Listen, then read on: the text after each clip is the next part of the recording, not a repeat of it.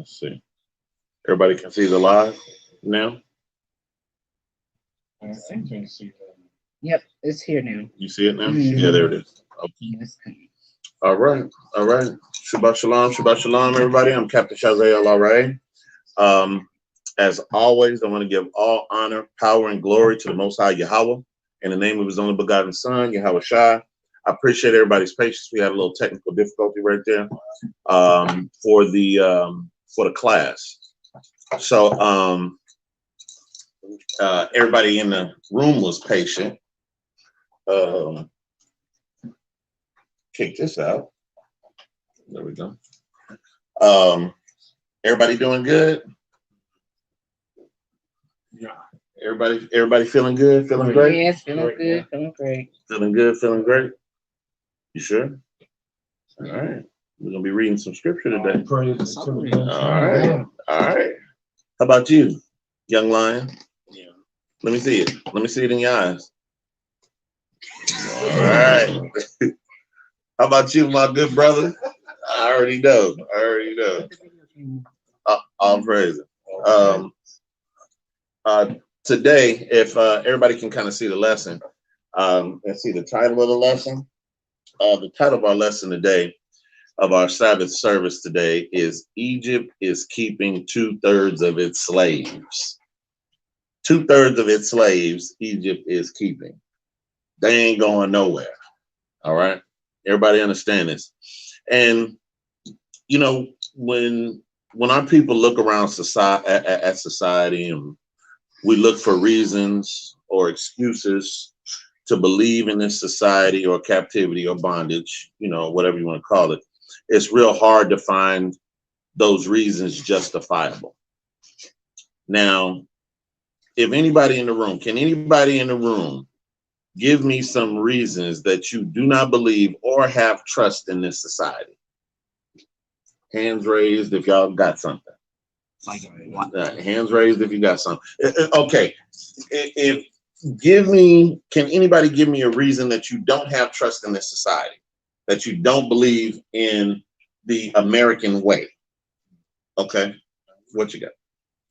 Everybody, things aren't, everybody isn't on the same playing field like they pretend that we are. Whether you have a college education or not, everyone still isn't on the same playing field. Right. Everybody has to play differently in order to get whatever piece that they can get. Only the rich are going to keep getting richer, the poor are going to keep getting poorer, no matter who's in office, and people just can't see it. We're not all on the same playing field. Not all on the same playing field. That's good. That whole bullcrap of one nation under God, and not all of us, like in this nation wants to praise the true Heavenly Father. So all that one nation under God is a whole lie to the pit of hell. It's just a lie. Right. Anybody got anything else? Go ahead, brother. No, this country is completely out of order. This world is out of order. Completely out of order. What you got? I don't think that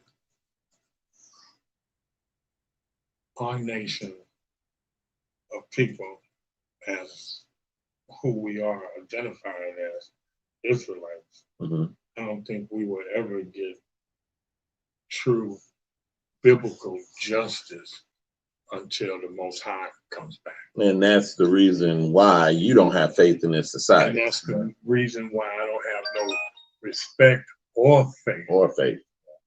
Had I known this truth when I was his age, I'd have found a way to stay in college instead of running off to the military, getting caught up in the possibility of fighting a war that didn't even honor me or respect me as a human being. It's just using me as a tool to do their dirty work. So, you know, I'm grateful to come into the truth now. But as the question to which you asked, no, I will never have faith in this country. What has this country done for our people in the past? Mm.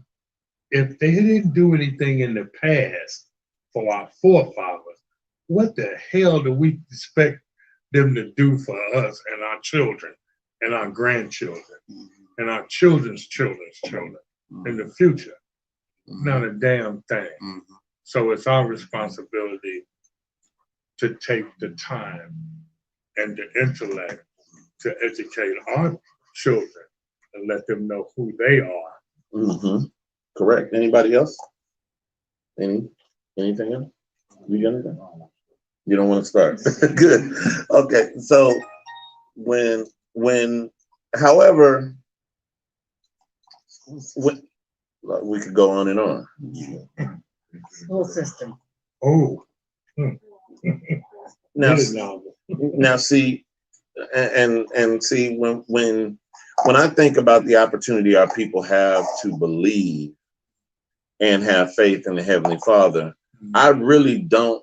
You think about how far we have to look into why the society's failing, right? Why we don't have faith in it. But when I think about the opportunity to not have faith in the society, but have faith in the Heavenly Father, I really don't have to look further than the mirror. I don't have to look further than the mirror, my family. Okay. I don't have to look further than my family, my brothers and my sisters. Why? Because he's the one that wakes us up. Absolutely. Right? He's the one that gives us air. He's the one that gives us a mind to think. Right? He's the one that allows our heart to beat again and again and again and again. We don't control that. Right? We don't control any of that. People don't think about that. You bring that to an atheist, they got nothing. Just trust me on that. You bring that to an atheist, they got nothing. But you know, some of us got a mind. All right. And he did choose Israel, the nation of Israel, to be delivered out of this bondage as well. All right. I don't want anybody to ever forget that. Never let go of that. That the one that wakes you up, that allows your heart to beat, that allows your children and your family and the people that you love to rise. He's the one that chose us. Okay. Don't ever let go of that. Second officer last night, Will, he brought out something in class, and we love you, Israel. We love you. That's why we wouldn't be doing none of these classes. We wouldn't be doing this work. We wouldn't be doing any of these lessons. We don't get paid to do this. Okay. It costs to do this, but we don't get paid to do it. See, our people are the Most High's people. And you know what? I want y'all to know something. Each and every one of you have been here before. Everybody understand that? Because we're going to go into this this morning. Oh, yeah. Each and every one of you have been here before. Okay. And this is our book. This is our book. All right. I want to prove it. Let's go in the Apocrypha, second Esdras. Who's going to read? I will. Okay. Second Esdras, chapter 14, verse 35. We're going to make a note of this. If you've never read this in your life, make a note of this right now. Second Esdras, chapter 14, verse 35. Second Esdras. Chapter 14, verse 35. Bring it up, man. This is the book of Second Esdras, chapter 14, verse 35. For after death shall the judgment come, when we shall live again. When what? When we shall live again. When what? When we shall live again. Go ahead. And then shall the names of the righteous be manifest, and the works of the ungodly shall be declared. Is that clear to everybody? Is that clear? So, see, the Bible does not teach reincarnation. Reincarnation is a Hindu philosophy. All right. Where you die, you come back as a bird, a rat, a stella, a pigeon, a turkey. You come back, is a bear.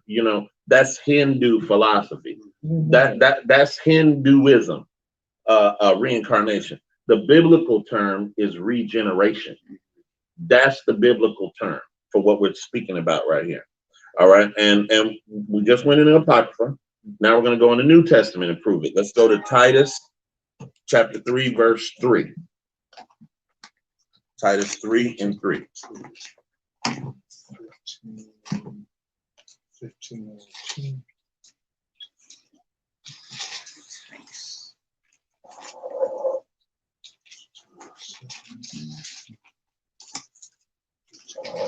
Titus 3 and 3. What chapter?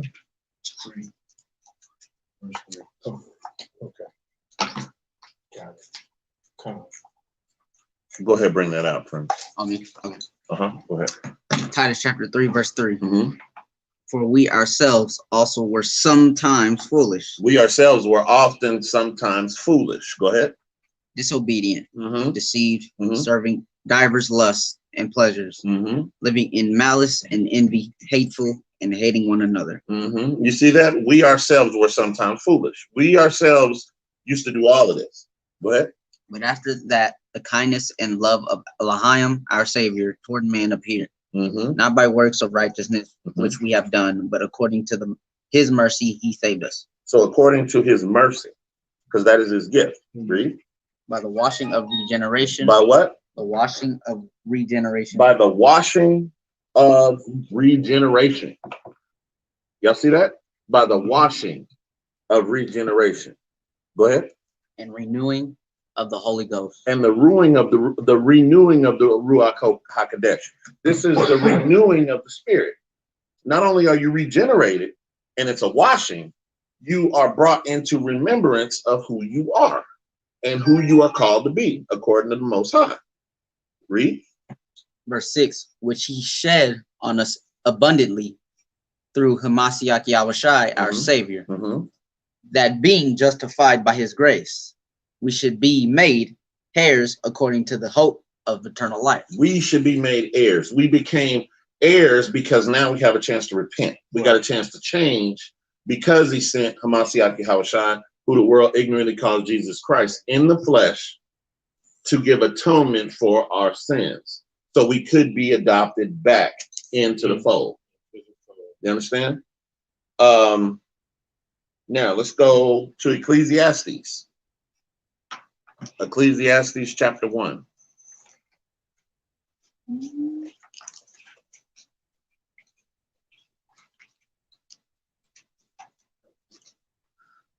Verse 4. Let's get Ecclesiastes chapter 1, verse 4. Anybody else in the chat? I am. You are? Okay. Thanks. Go ahead, bring that out, Prince. Ecclesiastes chapter 1, verse 4. One generation passeth away, Mm-hmm. and another generation cometh. Stop. One generation passeth away, and another generation comes. Everybody see that? Read. But the earth abideth forever. But what? But the earth abideth forever. So when you hear people talk about, oh, the earth's going to explode, they're going to destroy the earth. When you read in the scriptures and you hear all of this stuff, the earth abideth forever. The Most High is not, heaven's going to be right here on earth. Okay? It's going to be established here on earth. What we're taught in the Christian churches and the Catholic churches is a lie. Okay? That's a lie. The scriptures do not teach any of that. Okay? Read verse 4 from the top again. Verse 4. Mm-hmm. One generation passeth away, Mm-hmm. and another generation cometh. Mm-hmm. But the earth abideth forever. Read on. Verse 5. The sun also ariseth, Mhm. and the sun goeth down, The sun goes up and the sun goes down. Read. and hasteth to his place where he arose. Go right back to the place where he arose. Read. The wind goeth toward the south, and turneth about unto the north. The wind goes to the south and then comes back around to the north. Read. It whirleth about continually, It whirleth around continually. Go ahead. and the wind returneth again according to his circuits. And it comes right back to where it's supposed to be. Read. All the rivers run into the sea, All the rivers run into the sea. Come on. yet the sea is not full. How about that? All the rivers go into the seas, but the seas ain't full. Read.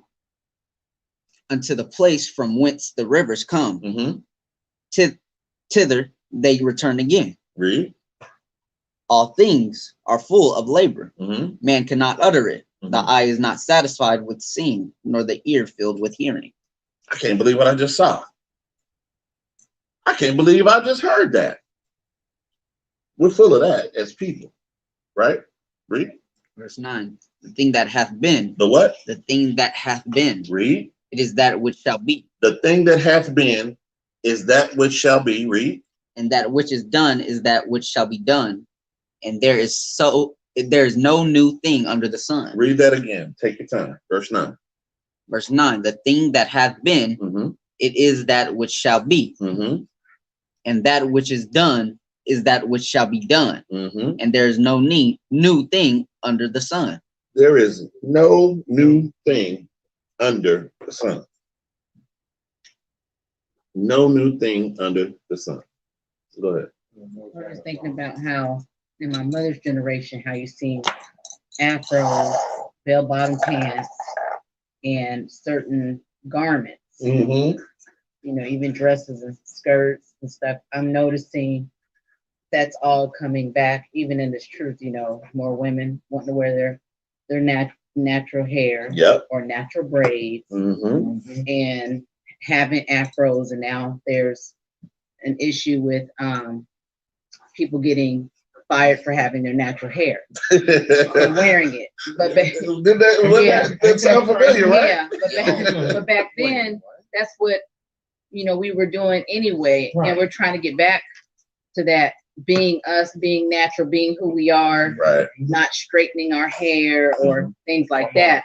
Mm-hmm. And that's decades ago. Right. Yeah. But Right. now you see women fighting over, mainly women fighting over, oh, this, I'm natural, or I'm not natural, and I got my fro, here's my hair, looks like this. Right. But it's like, okay, well, it's really not that complicated. But this is what we were doing back then. We were already doing that. But when we lose, like, it's like we try to reinvent the wheel all the time, Mm-hmm. but then it comes right back to what was going on before. That's right. All the stuff that's going on is just coming right back, and it's in prophecy and it's in scriptures. Right. But we just don't know it because we're just still going about our daily lives. Our daily lives. Read verse 9 one more time. Verse 9. The thing that hath been, Mm-hmm. it is that which shall be. So what the bell bottoms, the high top fades, the boxes, Yeah. the kid and play, Yeah. the tennis shoes, Yeah. the slang, Yeah. the talk, the people, all of those things that had been. Go ahead. And that which is done, Wait, it is what? it is that which shall be. It's what's going to be. Read. And that which is done Uh-huh. is that which shall be done. What's done is going to be done. Yeah. It's already been done. Read. And there is no new thing under the sun. We can't reinvent the wheel. It's already been done. You think they didn't? We talk about vaccines.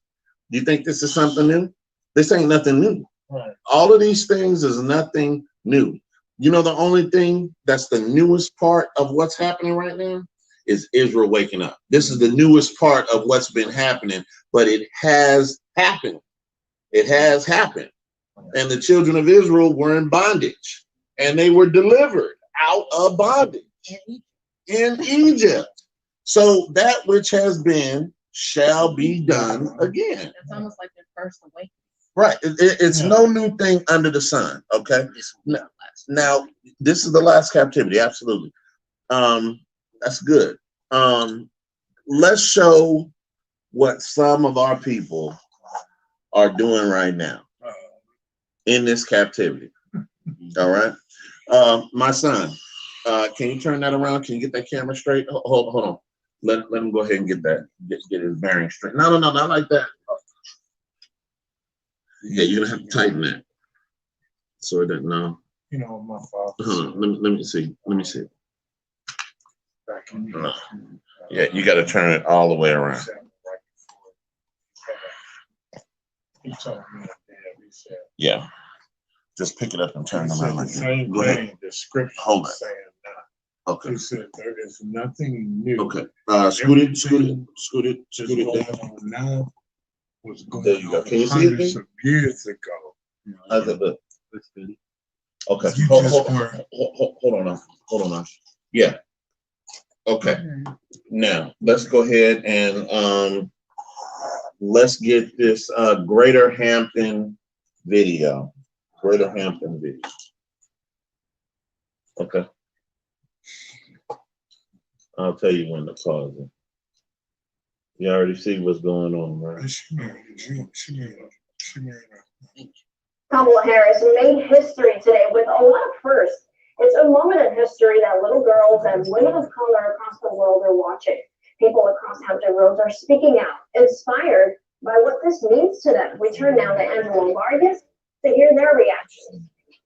This is a historic day for minorities and Democrats across the country and in Hampton Roads. Many people are seeing Vice President-elect Kamala Harris as a symbol of hope to bring more diversity to the White House. All eyes struck on the first speech from the first woman, first African and South Asian American Vice President-elect Kamala Harris. Y'all hear that? Not first African American or first Black woman. First Asian, South Asian. South Asian. Yeah. Because you can't just be a Negro. You can't do that. You can't just be a Negro. You can't just be Hispanic or Mexican. Yeah. You got to be Mexican American. Right. You got to be African American. You got to be attached to this captivity. Yeah. Right? They can't just let you be something Right. else outside of this captivity. Right? Right. Go ahead. An historic and emotional day. I'm elated. I cried all day today. For a small group of Democrats in Hampton Roads, they say the announcement of VP-elect Harris brings inspiration. This means the little girls can now, Black and brown little girls and Asian girls can now look and realize that they now too can be the president. Can be the vice president-elect of the United States. President of the Greater Hampton Roads Black Democrats, Daleen Anointed, gave us her thoughts on this election decision. Showing that the trajectory of the country is changing. Black women came out from everywhere in record numbers. 13 News Now political analyst Dr. Everybody paying attention to this? Are y'all seeing this? Yeah. Y'all seeing how much faith our people have in this society, right? They got more faith in society than they have in the Most High. Man, look, go ahead, play that out. Oh, we got some more. Let's get through it. Crying our eyes out. Yeah. Go ahead. Now here, pause it. Here's the thing, in case you don't know. Kamala Harris is actually holds the record. Y'all help me out. Holds the record with the most convictions in the history of any attorney, prosecuting attorney in any state. Right. She holds the record. So locking up in California. In California. So what does that mean? She locking up Negroes and Mexicans. That's who she's locking up in California. And the flip side of that LP, which is for those of y'all that was born after the 80s, I said LP, right? Mm-hmm. The flip side of that LP is Biden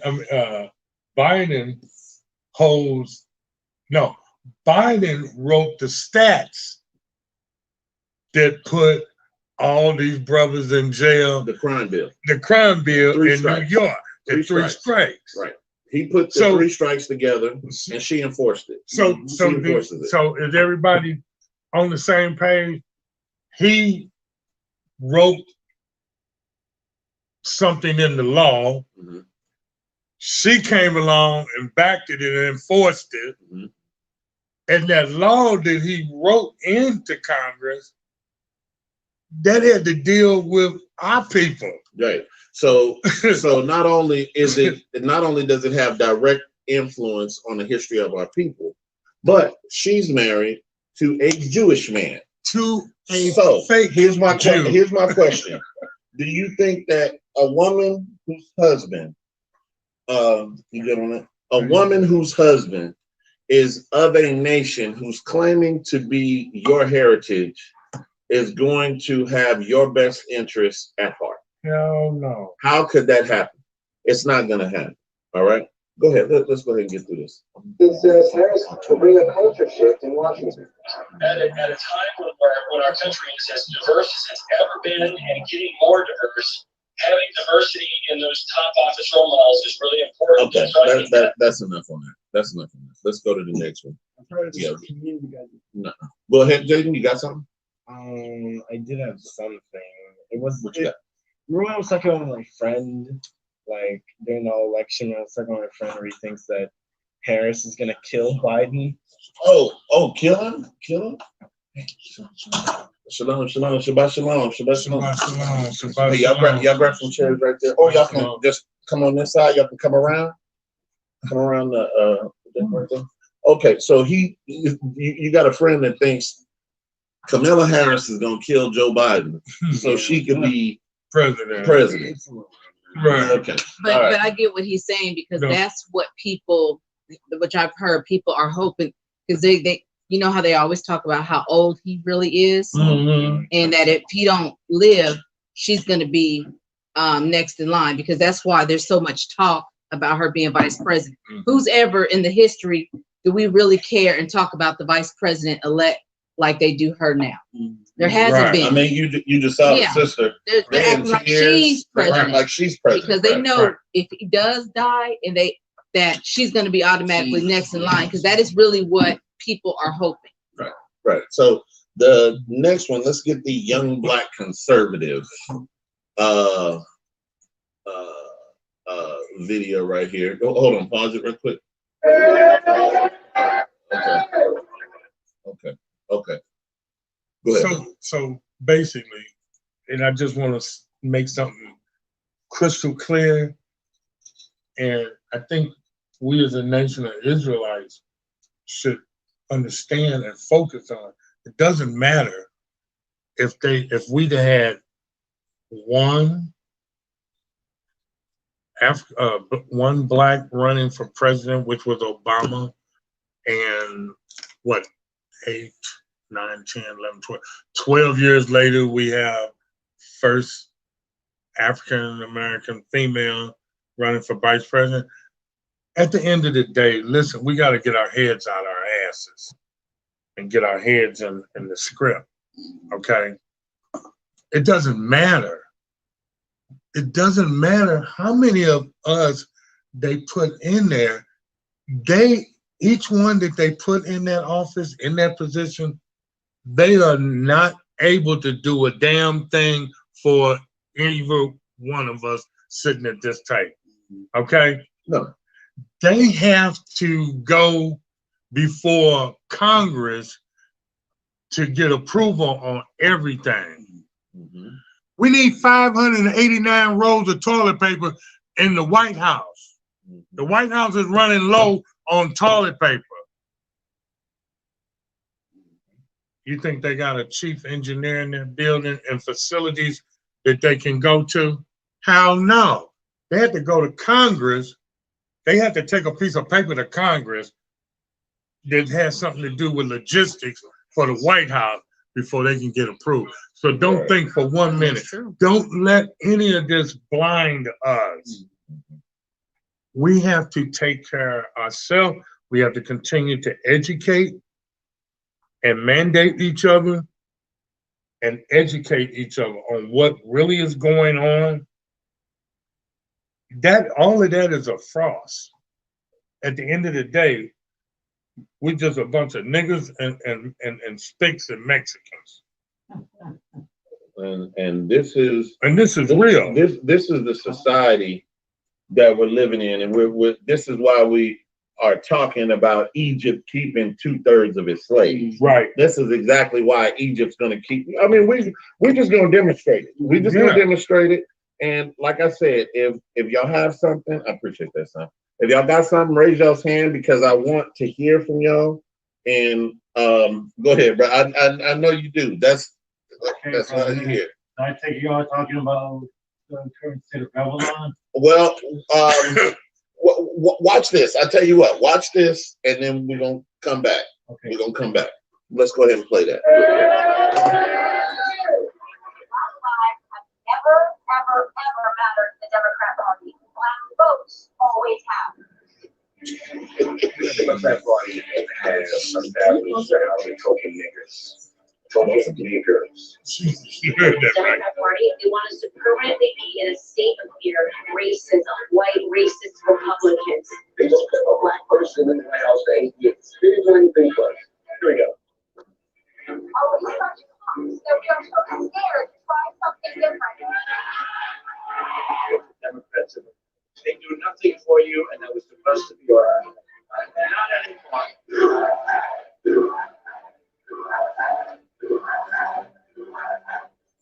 I'm curious, like, is this really about the politics? Black How do we Trump know this is real? Right, it's legit.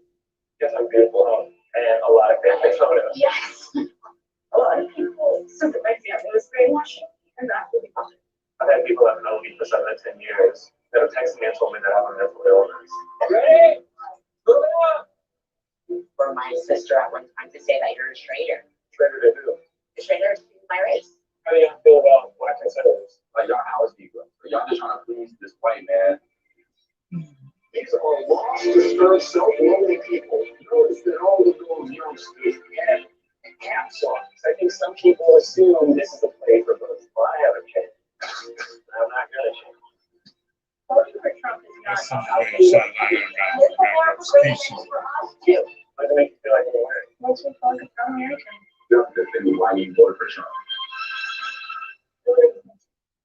That's who they want us to vote for over Trump. I'm a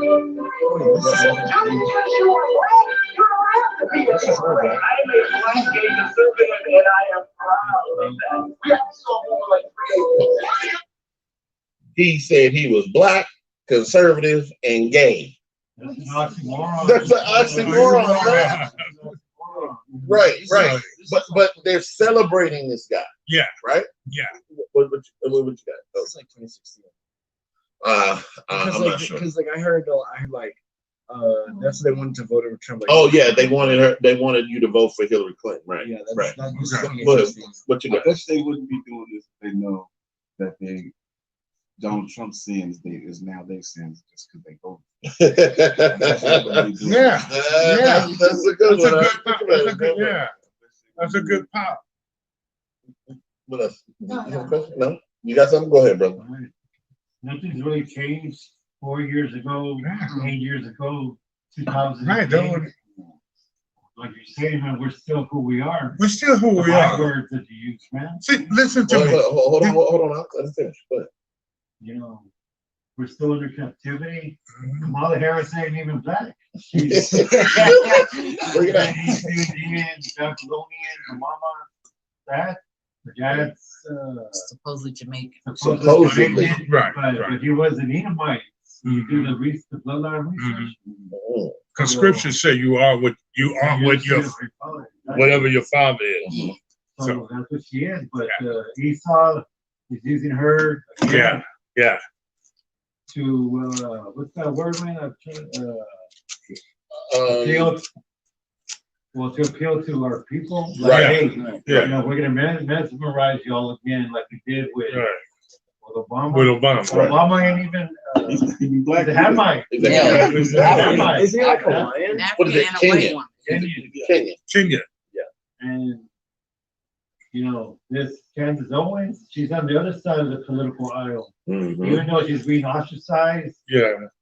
she still has the N-word, you know Yeah. what I'm saying? Mhm. Yeah. Because she's being used by the conservatives Right. to entice, you know, her Mhm. people to vote for the system and stuff, man. So Right. nothing's changed, man. Right. That's a shame. Right. And see, we have got to wake up and realize the reason why, in the first place, all of this madness always affects us.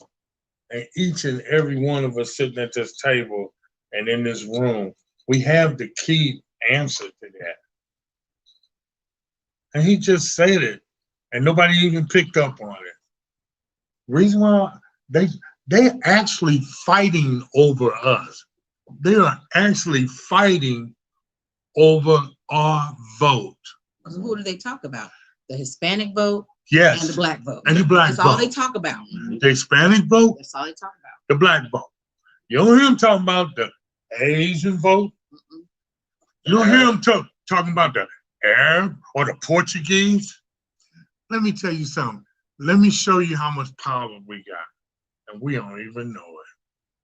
First of all, the reason why all this shit is coming at us like it is because of what? He said it 10 minutes ago, and y'all done forgot it already.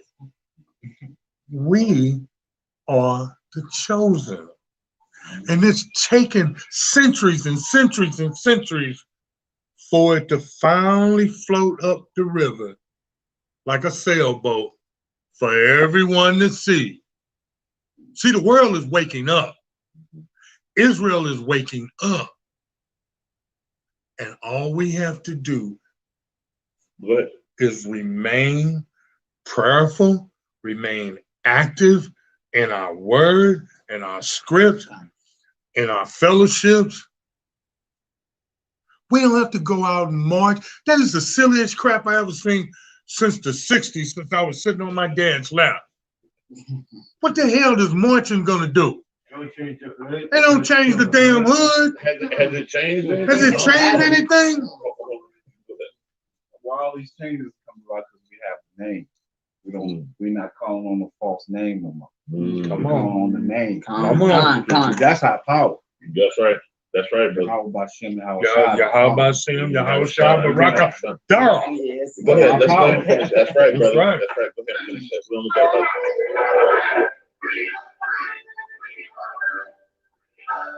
People in this world are going to change America. Y'all see that? Minority Reports. Y'all see that? Go ahead, brother. I want to say something that not to throw you off, brother. But these devils in office now, the Biden, what they're gonna do is they're not. See, I'm always on top of this game. Right. They're gonna. They know that we didn't vote this time around because we're waking up or already waking up. So they have Plan B in effect. They're gonna bypass us. And they're gonna start issuing all these visas to all them damn Indian foreigners. And they're gonna set up a constituent block, so they don't have to depend on us as voting bloc, Latinos, Black, Native Americans. Yeah. To vote for them in office. They're gonna start bringing in Muslims and all these other voting groups. Give them rights, give them the benefits, entice them, make them give them whatever. That's how they're gonna keep them in power. For our people, said and done with. Right, right. One of the sisters online, she says she thinks they may find a way to get Harris put out of the White House, even if something did happen to Joe. Yeah. So I mean, how hard is that not to believe? They're gonna bring up something from her, or something that she did, or some email that she wrote. Yeah, they'll figure out something. See, Obama was squeaky clean. But see, here's the problem: her husband is a lawyer. Yes, and you don't know the things that he's involved in. He's been involved in as a Jewish lawyer. Yes, they can easily throw that on her. Yes, whatever it is. Yeah, whatever. And she may not have had a damn thing to do. She might not have, but guess maybe what? not even knew it. But you're one. Yes, you're one. You're one. Go ahead, Brandon. Go ahead and play that. Y'all see this, right? We got a proud Mexican American that supports Donald Trump. Let's hear a little bit of what he's talking about. I'd like to thank everybody that shared my video. I'm completely humbled by the fact that you thought enough of my message to share it with your friends and family. So thank you. But this message goes out to all Americans, but especially to my Mexican American brothers and sisters. Listen, you guys, it's time to put this to bed. It's time to stand up for what you believe in. There are hundreds and thousands of you out there that believe Trump is the one that's going to fix this country, but you're afraid to come out and say it because you're worried about being called a racist. Listen, there's nothing wrong with being against illegal immigration. There's nothing wrong with it. You're an American. It's time to put us first. Okay, we've helped Now I'm gonna tell y'all where he's on point. It's time to put us first, right? Right. But the us that he's talking about is a totally different us than what we're talking about. That's right. Totally different us, right? Totally different. I mean, he's on point, No, but he he's is, off. but he's off. He's off. Go ahead. Everybody else out for a long time. Mm-hmm. Many other countries, the war, everything. It's time to fix us now. Pause it. And there's Y'all hear that? Right? Mm-hmm. I mean, you got to understand. No, I do. What he's saying, he's talking about the society. He's talking about Egypt, Babylon. Right? He's talking about America. Right. He's talking about that. Go ahead, my brother. So basically, all these people, whether we like people, Mexicans, all together, we took their faith in both sides of the party, and it's always the same side of the same. It's both the same side of the same coin. Right. Democrats, Republicans, they don't really hold any of our best interests at heart. And they don't. No, but see, the thing is that they play these games. Yes. With our communities. Yes. That make our people think that there's something in our best interest that's going to help us. Yeah. And it never changes. It never changes. There's always going to be something that the Democrats are going to promise you. There's always going to be something that the Republicans are going to promise you. Two different heads of the same snake. That's all it is. And they play heavily on what you said. Mm-hmm. They play heavily on our community, and our heartstrings. Right. And see, we're just gonna see it for what it is, right? Because we've helped so many people. We've done all of this work. Yeah. All of this work for everybody. Even the wars, like he said in the wars. See, he's talking about America. Right. But if you think about our military, the only reason our military is number one in the world is because of the blacks and Mexicans that run that military. That are the number one reason that we have the top military in this world. That's the only reason. If we walked away from every piece of infrastructure in this society, society would crumble. It would fall apart. Yeah. It would fall apart because all of a sudden you wouldn't have any slaves. Yeah. You wouldn't have any slaves to do the work. Right. The rich people ain't gonna do the work. Right. The people that are the top 5% of this country are not going to do the work. It's not gonna happen. Okay. Go ahead. Let's see on that. Nothing wrong with that. That wall is going to be built. People will leave, but they will come back legally, the right way, and do it the way that it's supposed to be done. Checks and balances. That's how we have a system now. I've had people tell me, you're brown, your last name, you're ashamed of your family, you're, a traitor.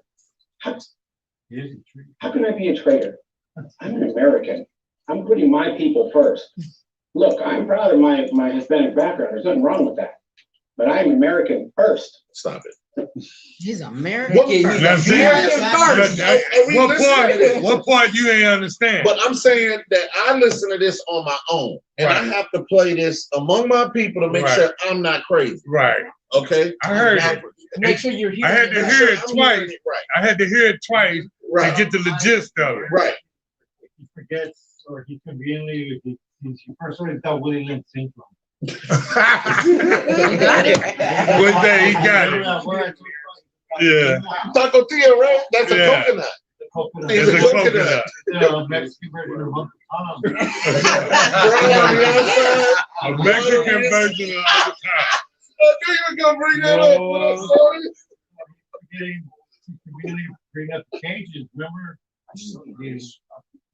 them people are being housed like dogs. Man. Yeah. He's not bringing that up. Right. Yeah. He's not bringing. If he has any pride, he's a spineless piece of. Right. But then what did he say? How can you be proud of your culture but say you American first? Right. That right there. That right there tore everything. That right there shows the spirit of this place. Yeah. And what it's done to our people. Right. The power of the spirit of this place. If I were to be a part of the world still, that mindset, I'd be like, hey man, we're all Americans because we go back to that damn Italian Edomite Americo Vespucci. That term American applies not just to citizens of the United States, right? Everybody from Alaska, the Caribbean, Central South America, technically, we're all under that label as Americans. Right. You know what I'm saying? Descendants of him. Well, yeah. Descendants of, But that's what I always told fools like that for years. Right. That when they invoked that term, well, I'm an American, man. Well, that's what America was named after. So is everybody else. Okay, so he he put emphasis on that. So he's thinking in terms of being an American. Now, when he says he's thinking in terms of being an American, he's thinking about collectively as in society of America, right? Mm-hmm. Right. But the problem is he doesn't realize that he's being a hypocrite basically because he's going against his own people's interests. Right. He doesn't bring up the fact that the system is against him, but he still gives in. True. And that's why all these people protest and they want to stand up, they want to be activists because they want to put their faith in the system and actually reform it. But there's just too much corruption that it's too far gone to actually make a difference. So, right. If I could, what he just brought out is real powerful because if you think about the infrastructure of this country, it is entirely built on racism. Yes. The whole thing, the whole system was built on racism. I mean, that's just what it is, built on racism and white supremacy. That's just what it is. That's where it came from. Yeah. I mean, technically, if you really want to look at it as us being in Texas, we're in Mexico. We're actually in Mexico. We're in Mexico. And so in California, in Mexico, in Arizona, in Arizona, and California, in New Mexico, and New Mexico. Mexico. Look, Texas is so damn big. You could actually sit every state that we have inside of Texas. Yeah. Now I want to say this. The sister said that's for real. The sister said what he just said is that he's a slave first. Yeah. That's really what he just said. I got one back. Yeah, that's what it is, right? What he was saying was, I'm your concubine. Yeah. I'm your concubine. Yeah. He is. He is. Because people talk about concubines and have no understanding that concubines are conquered people. And that's what we are as the conquered people in this country. Yes. That's why when we go into scripture, we're going to see some more. But let's go ahead and finish up with the Tapatio. Right? Tapatio. I just want to introduce the body. This is my son, Angelo. Angelo. Hi, Angelo. Good to have you, brother. We're gonna don't worry, when we get to this, we're gonna have a social. I know y'all had some technical downstairs. We'll get to that. She was probably kind of confused, you know. Yeah, man. Go ahead, sir. There's nothing wrong with wanting to help our people.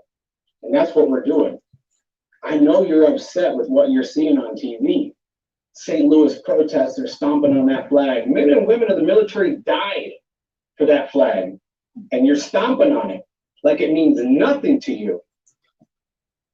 And let me tell you something. You need to. Our King, our Savior, Hamashiach Yahushua, who the world ignorantly calls Jesus Christ. When you read the scriptures, he don't give a damn about no flags. Come on now. He is not going to care about no flags. Right. It's not going to work that way. Right. Kingship does not have anything to do with a flag. Right. Okay, it has nothing to do with a flag. It's a blood covenant, a bloodline covenant. That's it, and that's all. That's it, and that's all. That's idol worship. Yeah, it is. A lot of it is. Yeah, you're right. How much we got? Right.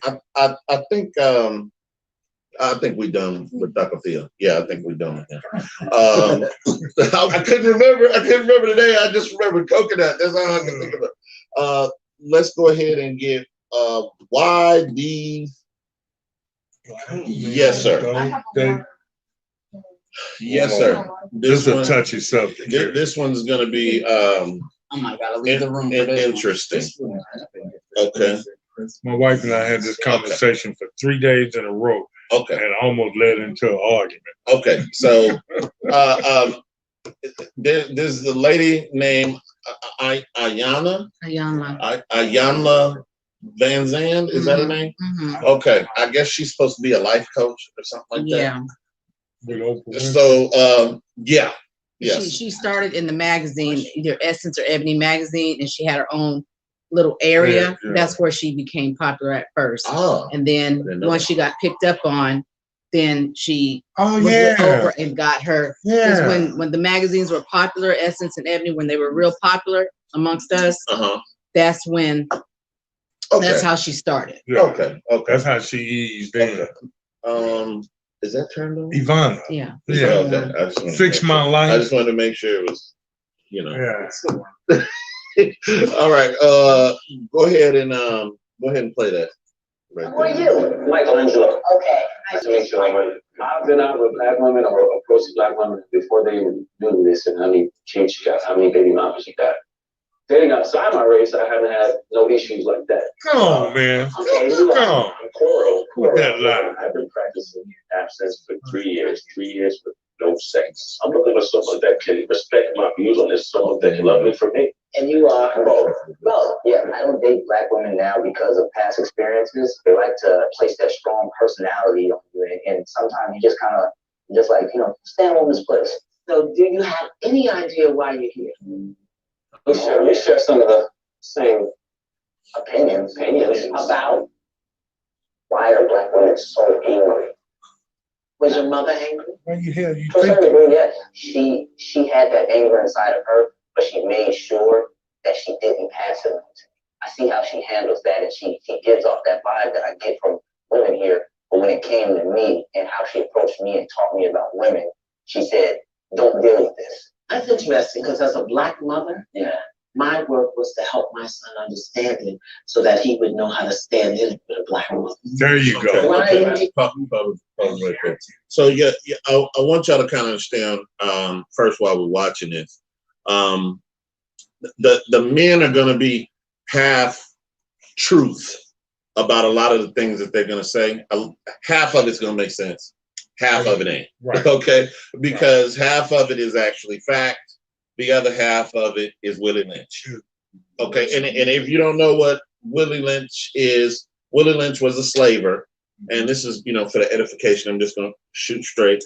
Willie Lynch was a slaver in the mid 1500s who wrote a letter to help the slaves understand how to break their slaves.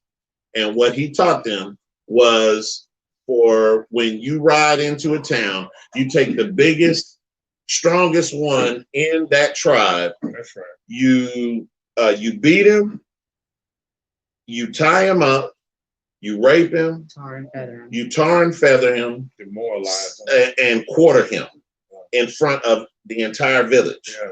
And what happens is the women.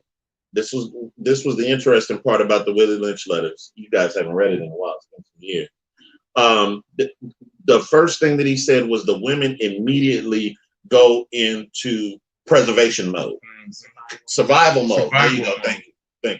Survival mode, because what they're seeing is, wow, this is the strongest out of all of us, and he can't protect himself. Right. What am I gonna do?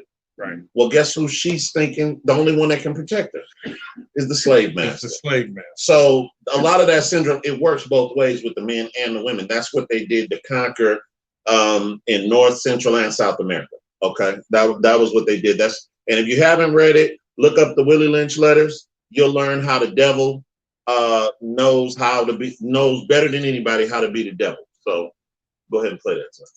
Yeah, my situation is a little bit different because I traveled a lot when I was a kid, very talented, very gifted musically. So because of that, when I came back to my neighborhood, when I was dealing with certain black women, you're different. You talk funny. You dress funny. The music you listen to is funny. I like being because I had flip-flops on or I had a turtleneck, I'm gay. The problem I'm having is just because you're more my culture and you're black, you don't get a pass. All the women in my family, I got style cousins that made me feel weird about that. How can anybody make you feel anything? You get to choose how you feel. You don't know that when you're kids, it's a psychological instrument. What does that have to do with today? Now, with a black woman, I have this in my mind before I even talk to you, she's gonna think I'm weird. And that bothered me a lot. When I went to junior high school, I got bused from Ocean Hill, Brownsville to Flatbush. And they spit on me and called me a nigger. They spit on me. And I was 13. And these were adults, not the children. So my point is this: that don't have nothing to do with who I am today. Because I don't believe that. Because because no, I It don't. has something to do with who she is. Because it has directly something to do with who you are. Because when you go through trauma, that affects you, and it was proven. I remember when we had the elders down here a couple of years back. They went and watched this film on. Oh, you know what? We're gonna have to plug that up. Hit that real quick. Yeah, we're gonna have to plug that up. Oh, somehow it got unplugged. Right there. Yeah, go ahead and adjust that. Make sure that no, you gotta bring that back. Somehow they were watching a can you get it? Somehow they were watching a video about how the trauma of slavery turned into a. There you go. I'll phrase it. Somehow the trauma. There you go. That's good. Yeah, that's good. Back a little bit.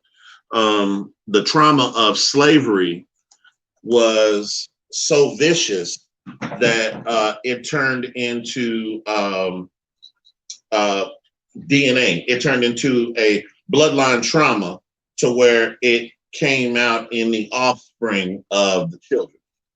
That was how deep rooted the trauma was. And they said that it was not just psychological, but it was it was hereditary. Oh, it was hereditary because of yeah. I mean, you got to figure if you just think about the Willie Lynch syndrome. You sit there and you watch. You're a village, and you sit there and watch the strongest of you be destroyed that way, and people come in to do that. That trauma is going to live with you and bleed. They said that the trauma was so shocking that it made an imprint on your blood cells. They said that's how bad it was. Like stress and Yeah. anxiety. It's like stress and change. anxiety, right? So when you think about the slave trade and the things that happened from the 1400s through the 1800s, where Mexicans were in the rice fields and the sugar fields, and blacks were in the cornfields and the cotton fields. All of that was done systematically for it to bleed in as a generational way of imprinting on our people. Okay, and that's where that's part of the generational curses that get passed down. They said it was DNA. It bleeds into your DNA. Now, this woman saying that didn't affect her. Like I said, this is going to be half in and half out. What we're going to say. So we're going to chew up the meat and spit out the bones in this right here. Okay, go ahead. What is your experience? A lot of black women, they don't want to talk to me. Some of them don't want to talk to me. Some of them want to talk to me because, one, I'm a God-fearing man. I don't believe right now I'm practicing abstinence. I'm not having any sex whatsoever. Why you ain't in the church? I am. So first thing she can think of is because he ain't having no sex, why ain't he in the church? Well, honestly, if she understood anything at all, if he was in the church, he wouldn't be abstinent. He wouldn't be abstinent. Okay, he'd probably be shacking up.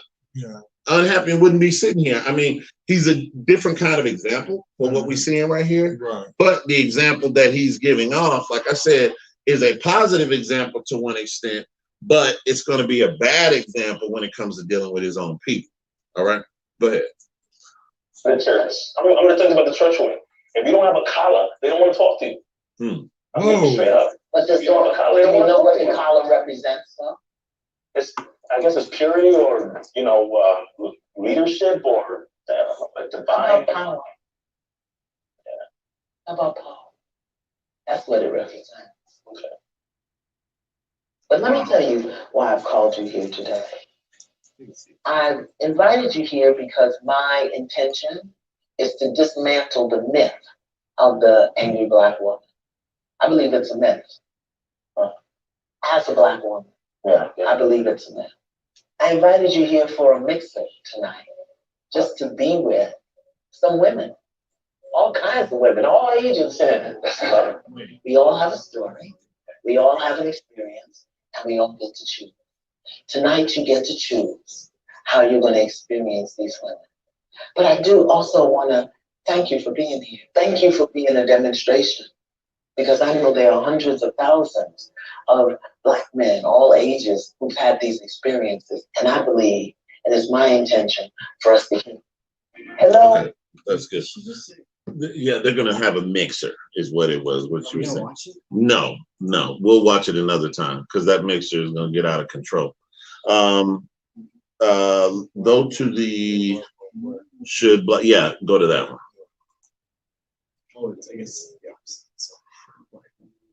Sure. Now, no, I'm talking to one sister, talking to a sister, my sister. How you feel about that? No, we're not gonna get into all of that. Oh, okay. Let's finish the lesson. I got all right. Yeah, because this is gonna be dissertation. I want y'all to see this first. No. Is marriage for white people? That's the question being asked by an author of a new book. Is marriage for white people? How the African-American marriage decline affects everyone. It's got a lot of people talking right now. Stanford law professor Ralph Richard Banks says it's time for Black women to, this is a quote, give up the good fight on marrying a Black man. Here he is. The way I think of that is that women have been asked to carry a great. Now, okay. So we see what we're dealing with right here. Yeah. Okay. Now, not only, of course, you know, we ain't keeping no laws. You know, he's what you would call a Hellenized Jew is what you would call him. But on top of that, he's telling his own people to give up being with them. Right. Just let it go. Yeah. So in other words, and it's all going to come out right here, but I just wanted to kind of everybody get a snapshot. This guy is a Harvard professor. Right. You understand that? Yeah, he's a Harvard professor. Harvard Law School. Yeah, go ahead. Professor. Load. Black women shoulder a lot of the burden, in short, of Black men's struggles. And I am asking women to put the burden down. Many women think that they're attracted to Black men. They are attracted No, go ahead. to Black men. But attraction itself is complicated. And one of the things that I discovered in the course of writing this book is that there's a whole host of fears and desires and anxieties that animate Black women's attraction to Black men. Okay, Banks recently wrote an article in the Wall Street Journal and said that 70% of Black women. Okay. 70% of Black women. Okay, so they're allowing this man to come into the Wall Street Journal and write about this. Okay, it's all propaganda. Okay, right. But 70% of Black women are married. That's it. Aren't married. They are not married. Wow. And those are facts. 70%. 70%. So you got to understand something. Not only are they not married, but now you got your own people who is, you know, and they're going to give him credence because he's a professor, right? Harvard Law. Yeah. So they're going to give him credence here in Egypt. Or I'm using Egypt for our lesson today because it's spiritual Egypt and Sodom, according to the book of Revelations of the 18th chapter. But you got this guy coming on telling you that marriage ain't for your people. Right. Just give up. Right. All right, go ahead. Roughly true. Okay, so is it time for single, educated, and working Black women to just forget the notion of marrying a Black man and look outside their race? A new Gallup poll shows more and more people are receptive to the idea of interracial marriage. In 1968, the numbers were quite low for whites approving of interracial marriage. This is a Gallup poll from. Y'all see the numbers, right? In 68, 17% of white folks was like, okay.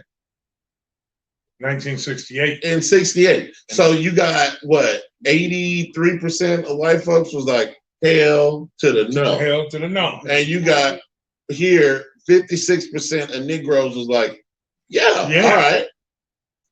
So, yeah, 44% of Negroes was pretty much like taboo. Hell to the no. Okay, go ahead. Let's see what it is now. Today, but today this number skyrocketed for both blacks and whites. So does the author have a point? Y'all want to see some stats? There's some stats for you. Completely destroyed. Bro. Yeah. You understand that? You told me 4%. Y'all see that? 83% of Esau said, yeah, I'll have a black woman. Yeah, I'll have a black man.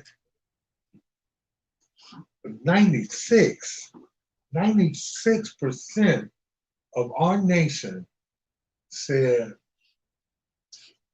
you know, them folks could put us, send our kids to prison and murdered us in the streets. Yeah, we'll lie with them. We'll make a covenant with them, not just lying with them. What we gonna That's say? crazy. But when you look at this, the focus is really, in my opinion, it's not about black people as a whole. They're focusing on black women. Right. Yeah. Because let's just be honest. Black men, when you really look around, they already date outside their race a lot of times. You know, they date white women. You know, they don't have to worry about the focus on that because these Caucasian men see this. And so when they're thinking about it, okay, this is going on. Well, let's go ahead and take their women because they're starting to understand too. You are the seed of the father. When you have a child, when you look in what they're doing, like the one who married the prince, you know, Megan. Yeah. They know that she is a white woman. She may have her mother's black, but her dad isn't. Right. If her dad was black, he could not be. She would nowhere near the prince be able to marry the prince. Not at all. At all. So they're starting to get this understanding. So they're going to target women because what is it about right now? It's just like nothing new under the sun. The feminist movement is coming back. That's right. And it's coming back strong with Kamala Harris. This kind of stuff here. So they're encouraging black women. Look. We got Biden and Kamala are together. They're showing it always as a black, white, you know, coming together. So let's do that. They have to make this collectively in order for what their plan is to work. Now, it's a distraction too. Here's my thing about that. Oh, okay. One thing I'm gonna let you go. Here's my thing about that. How do we even know those right? Those stats are correct. What is a USA Today Gallup poll? They probably Who are these people that are being brought to the table and 9 out of 10 of them came to the table and was like, yeah, I approve. You know, hold on. And who are these people? We'll never know. Nope. But because it's coming from the source is USA Today, which is Esau's paper, his news, his national news, you're going to believe it. It got to be true. It just got to be true. Hold on. Go ahead, bro. I was going to say all this is part of an overall agenda. Yeah.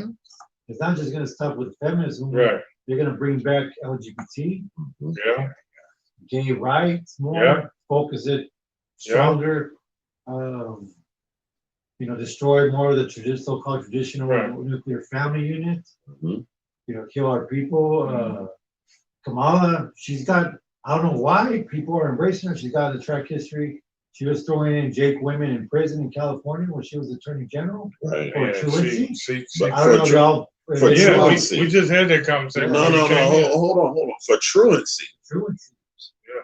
No, I haven't heard that. Yeah, for truancy. For truancy. Simple something like truancy. Wow. And that's for not attendance at school. Yeah. Truancy. All that. A lot of Jakes were getting thrown in prison. Their prison sentences were even being added on consecutively just for minor drug possession. Right. And they appealed. They got just fuck that. Boom. Yeah. Yeah, there's plenty of stories about that too, about people that had evidence that cleared them, and she ignored that evidence, like threw that evidence out, and I think one of the brothers was on death row, So and she made sure that he was, What put to death. was the Crips founder name? Tukey. Tukey Williams? Yeah. Yeah. He appealed to her. She committed, she's like, you know what? Fuck you. Boom. Yes, stay in So there. she's got blood on her hands already, man. Yeah, just like America. Wait, hold on. You had a question. I was just gonna say, like, the people who did for the business, I think it was based on like who read the book and like who's in the school. I think that's what. Who read the book and who's in the Like, school? cause like you know how it's from Harvard. I think he got some from like students, on his opinion, and people who also read the book. I think that's what it was. Okay, you got some? Like a focus group. Oh, So it was a particular, okay, like a okay. focus You got some? yeah, I guess. I think I have it. No? Okay. It might have been on someone else's like trying to say something. Okay, go ahead. Basically, what all these people are saying, it's too much of a generalization that they believe in, basically, because they live in fear of not wanting to deal with someone else's attitude. Right? It should be on an individual basis. I mean, yeah, a black man can date a white woman if he wants, but still, it's like their agenda is just to wipe out like a pure type of bloodline. Right. Exactly. Yeah. Right. That's how I see it. Right. From Shabbat classes that we had earlier this summer. What'd you call it?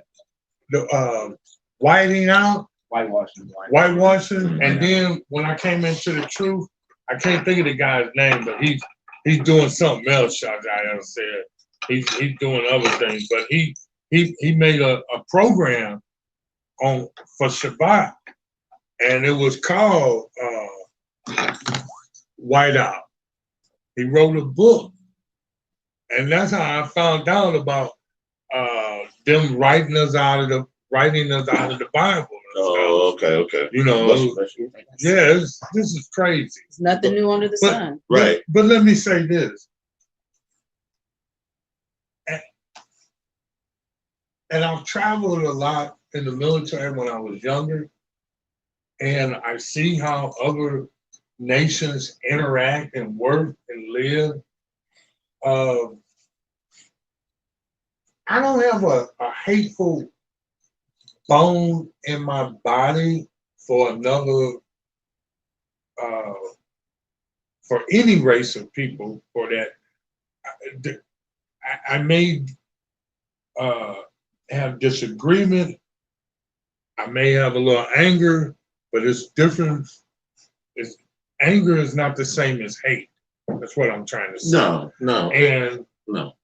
And from what I've been learning in scripture and what I see, I don't even, and I'm not trying to be racist, but I don't see why any. Don't get my video taken down, Elder. I know you finna. don't get flagged. I don't see. My mama was black. Okay. Well, that's why I said don't get the video flagged. My mama was black. Hold what you got there. Go ahead. Restriction. Yeah. We already on restriction. Go ahead. Black marriage is nearly obsolete. Is the idea just for white people? I have a black couple here who says, hello, I'm right here joining us to talk about this.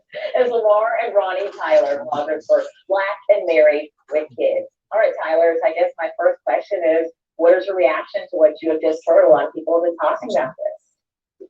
I just think the book is dangerous and it's sending a dangerous message. Dangerous? Yeah. Okay. I definitely think it is just perpetuating all of the negative stereotypes that are out there. And now is the time for Black people to come together and to work together, not to look outside of our community. Dangerous how so? And I want you to answer this because he seems to be putting a lot of negativity out there on Black men. So, I think what he's done is created a perfect mechanism to sell books, but not so much to help African American women. Right. And I think, that's he's portraying this like this is some type of help tool for them, but not at all. I think anytime when you say that one entire group of people, specifically based on race, is bad, and another group is good, then it doesn't make any sense at all. It's not helping anybody. Instead, the conversation should be if there are problems in the African American community, how can we uplift you? What can we do to show them that marriage is positive, to show them that parenting is positive where it's at? Instead of, making notions like these that basically just get you on TV in the media all the time and allow you to sell books. Well, because some of the numbers that he put out there are true. A white woman is twice as likely to get married as a Black woman. Some of what he is saying is true, is what you take exception to, what you say are solutions that aren't actually solutions. Is that what you're saying? So y'all hear that? So-called white women are twice as likely to get married as so-called Black women. Right. That is systematic. Okay, that's systematic. It was designed that way because when you got a 400-year head start, some things are going to be out of place. Go ahead. I like that. 400 years. That's just what it is. We was in slavery for 100 years. While they were running around doing what they do. There was this analogy I seen online, and it was speak up so we can hear you. It was basically let's say everybody's playing Monopoly, and one group of people starts playing Monopoly, and they have 400 turns before you can even get on the board. That's basically all it is. And that's what it is. And that's what happened. You get 400, they got 400 turns. The so-called white woman got 400 turns at Monopoly before the so-called Black woman and Native and Mexican woman got to pick up the dice. Oh, before also, you even get to pick up the dice, they got 400 and rolls. Also, when you get on the board, you're not even guaranteed to be in the same position as a person who already started 400 years. Not the same playing. Right, because the playing field's not the same. It's just not the same. You can get one die, you can get no die. You don't know what you're gonna get. Right.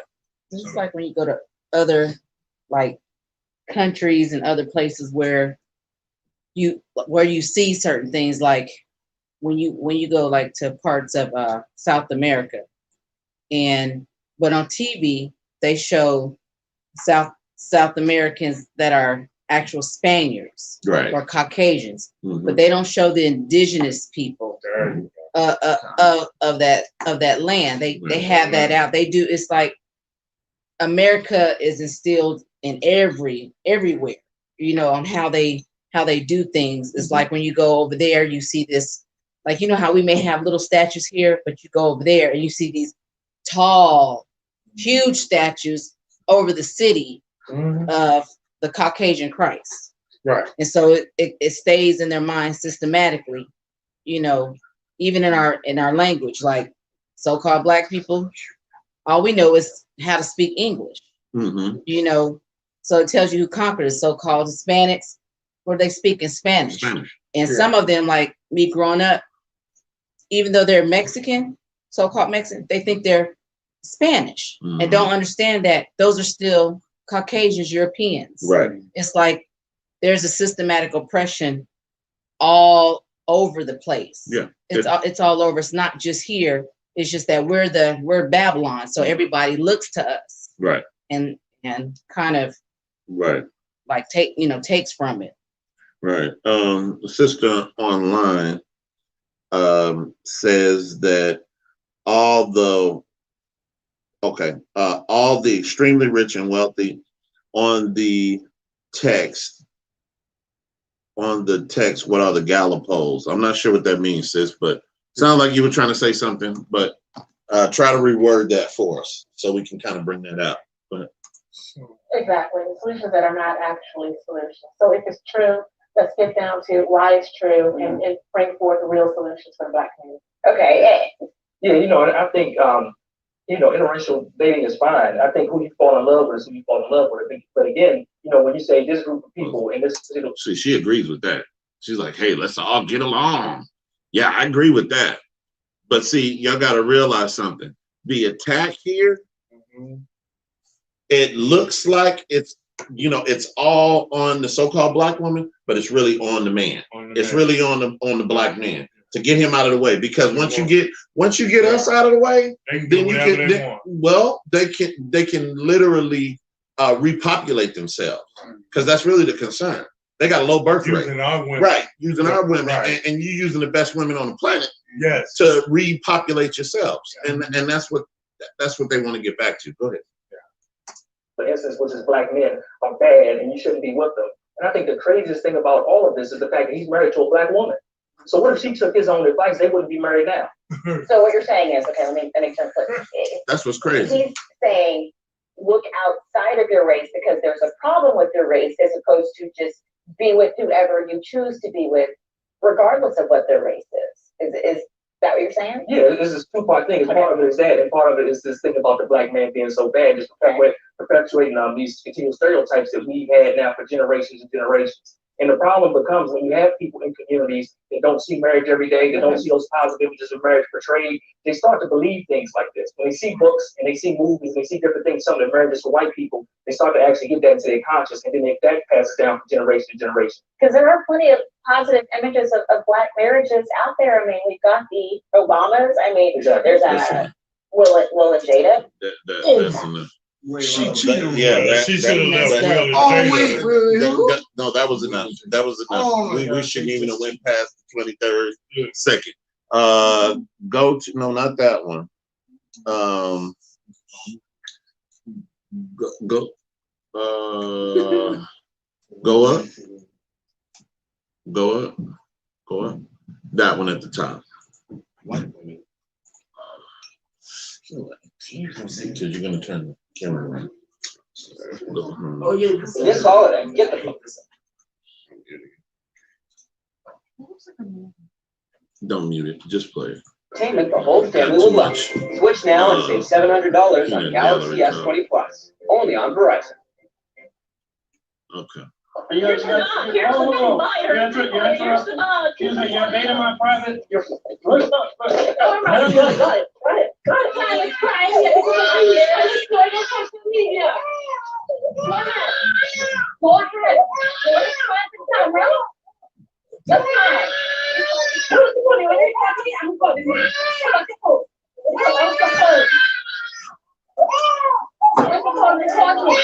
Shame on you. Shame on you. Now why don't you not tell them that? Go ahead and tell them that. Go ahead and tell them that. Shame on you. Shame on you. Shame on you. Yes, you did. Your daughter around my child. You didn't even come to take away from my child. Ma'am, you know that's a lie. She just said I brought my dog to buy. No, Okay, she's crazy. Okay, now pause it. No. So what's going on? No. Okay. Rewind it a little bit. Now go ahead and play it. Crazy. Pause. She is. Now, the so-called white woman told the other white woman she was wrong. She did this, that, and the third. And she came back to tell her, you're crazy. Came back to argue with her. What now? Watch what she's going to do to the Jake. Go ahead.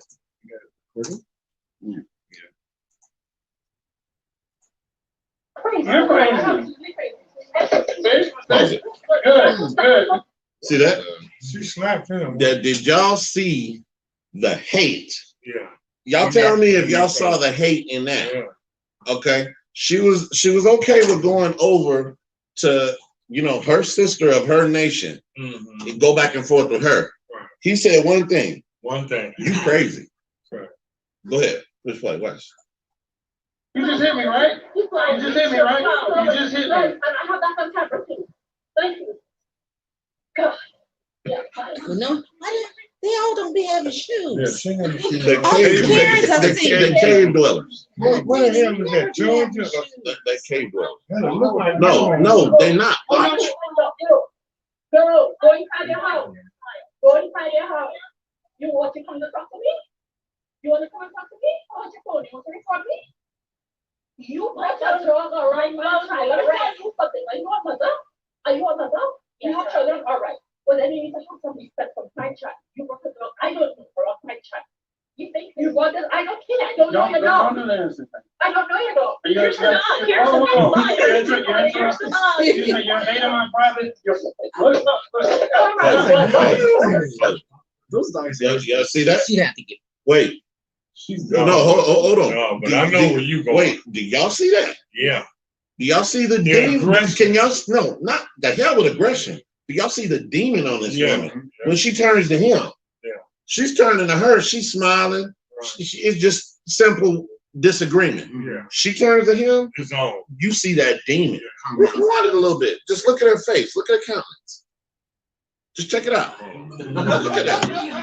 Jaleel gonna get it all. Go ahead. Just look at her. Just look. Look at that. Do y'all see that? Well, you can go from my friend. Do y'all see that? Yes. Do y'all see her face? She's got a demon on her. Go ahead. That's fine. Look. Oh, he's talking. You talking? Look at that. Look at that. That is a demon. Go ahead. Go ahead. Got it. What's his name? I'm gonna get the license again. Get the license plate. Look at what you're doing. Look at what you're doing. Okay. Victim. These people. You brought these people. Yeah. Go ahead. Look. That's fine. It's not your problem. It's my problem. Yes. And I am moving your Yeah. property. We'll move. Don't worry. We'll move that. Ooh, some people got some real patience. She mess with the right one. Look, listen. Pause it. Y'all see that? Houston Astros owner Jim Crane. It's his ex-wife. She pulled over in a Jag to come over here to talk to them. This is in Houston. Go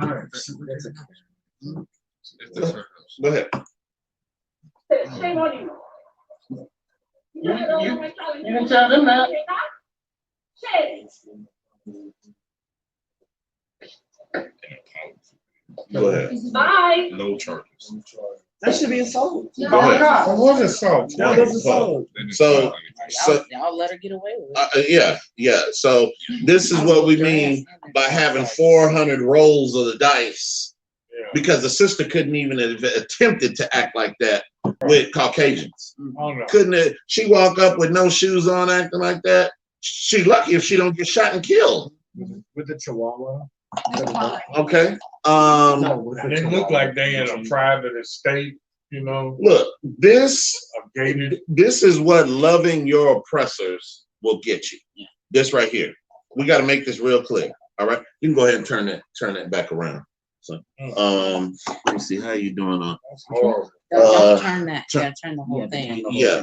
Just pick, wait. Turn it. No, not that way. The other way, because you got the. No, we got to keep it flush. It's a 12%. How's it? You good? Yeah. Okay. So, no, that was a Negro that was getting beat up right there, because the other woman was a Caucasian, so he must have had a sister with him or something. See, you see her right there? Yeah. That's his woman. That's the one that was talking about her baby. Right. That's who she was arguing with. Right. You see it? So who the black woman must have been the guy's sister? No, I think she was the photographer. Oh yeah, they were taking so they were taking. It was a photo shoot. Okay. Let's get Proverbs 3:31. Okay. You see that woman didn't defend her man either. No, that she wouldn't have been didn't. my man. She was sitting on. Hey, look, she can't jump on her because you know why? That reminds her of her mama. So she can't jump on her because that's reminding her of her mama. She's not gonna. That's not an enemy of hers. You see that? That's not an enemy of hers. Go ahead. I think she was holding the baby. It don't matter. Right. That baby had a. Right. Don't matter. Proverbs It doesn't matter. Proverbs what? 3:31. Yeah, let's get Proverbs 3:31. Yes. Go ahead and bring that up. This is the book of Proverbs, chapter 3, verse 31. Envy thou not the oppressor, and choose none of his ways. Read that again. Envy thou not the oppressor. Take your time. And choose none of his ways. One more time. Envy thou not the oppressor, and choose none of his ways. And choose none of his ways. Read the next verse. Verse 32. For the froward is abomination to Yahweh. So the froward, which is the first one, the oppressor, go ahead, is an abomination unto Yahweh. Go ahead. But his secret is with the righteous. And who's the righteous? Children of Israel. The children of Israel who are keeping law, statutes, and commandments. And envying our oppressors and choosing their ways is exactly the opposite of what's going on in America. Okay. Proverbs again? Proverbs 3 and 31. 3 and 31. Let's get Leviticus chapter 20.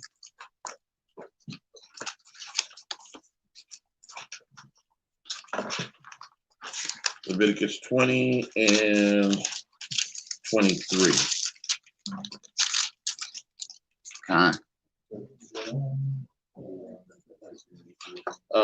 Let's go ahead and start. Let's start at 22. This is Leviticus chapter 20, verse 22. Ye shall therefore keep all my statutes and all my judgments and do them. And what? And do them. All his statutes and his judgments. Go ahead. That the land whither I bring you to dwell therein spew you not out. That the land spew you not out. So you don't get kicked out of the land that I bless you with. Okay. Go ahead. Verse 23. And ye shall not walk in the manners of the nation. And ye shall what? Not walk in the manners of the nation. What does that mean? You shall not walk in the manner of the nation. Keep reading. Which I cast out before you. For they committed all these things, and therefore I abhorred them. What does that mean? Read it again. And ye shall not walk in the manners of the nation, which I cast out before you, for they committed all these things, and therefore I abhorred them. What does it mean to not walk in the manner of the nations? Do not follow. Yeah, any of their ways. That's right. That's right. Read verse 24. Read on. Verse 24. But I have said unto you, ye shall inherit their land, and I will give it unto you to possess it, a land that floweth with milk and honey. I am Yahweh, your Elohim, which have separated you from other people. Which have what? Separated you from other people. So why are we all American? Exactly. Read on. Ye shall therefore put difference between clean beasts and unclean, and between unclean fowls and clean. And ye shall not make your souls abominable by beasts. By what? By beasts. By beasts. That means by food, by what you eat. You do not make your soul abominable, which is something that the Lord hates, by what you eat. By the beasts that you eat. Read on. Or by fowl. Or by the birds that you eat. Read. Or by any manner of living thing that creepeth on the ground, which I have separated from you as unclean. Anything that's unclean, according to our dietary laws, the Most High says that makes your soul abominable. He hates that he created you over that. Okay? It's basically the long story short. All right? Go ahead. Verse 26, and ye shall be holy unto me. Wait, stop. Ye shall be what? Holy unto me. What does the word holy mean? I just need hands. I just need hands. Not you. Why? Not you. No, not you. Go ahead. Word holy means to be spiritual and have tranquility. Help him out. Separate. What? Separate. Separate. The word holy comes from the Hebrew word kodesh, which means separate or set apart. Okay? So when you read the word holy in the Bible, it's a Hebraic translation from the word kodesh, which means separate or set apart. Read verse 26 again. Verse 26, and ye shall be holy unto me. Ye shall be what? Holy unto me. So you shall be separate or set apart unto me. Read. For I, Yahweh, am holy. So even the Most High is holy. So he's separate. He's not part of this world. Okay, read. And have severed you from other people. Have what? Severed you from other people. What does the word severed mean? Can anybody break that down? Severed, like to be separated. I mean, that's good, but I'm looking for something more descriptive. Like completely broken, like completely cut off. Like a sharp cut. Cut off. When something's severed, like if your arm is severed, Cut off. it's cut off. It's completely cut off. Read that again. And have severed you from other people. The Most High has severed us from other people. Read. That ye should be mine. That what? That ye should be mine. He's only talking about one group of people. He's only talking about one group of people. This is Leviticus chapter 20. Sorry, where you at? This is Leviticus chapter 20, verse 26. We're on 26 right now. We started at 22. 22. Very good. Mm-hmm. Let's get, do you need a pen up? I got one. You got one? Okay. Let's get, now I got one of these too. These are my favorite right here.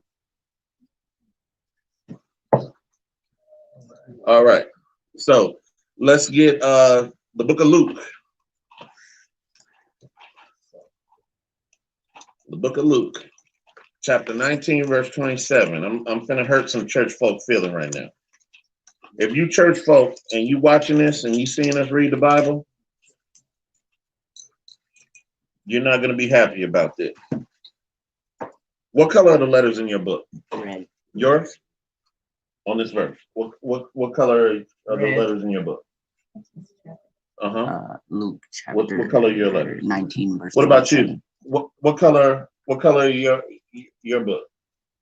Oh, you don't have it? Verse 27. No, Luke 19 and 27. My letters are red. That means the Messiah is speaking, okay? Let's go ahead and get it. Luke 19 and 27. Bring that up.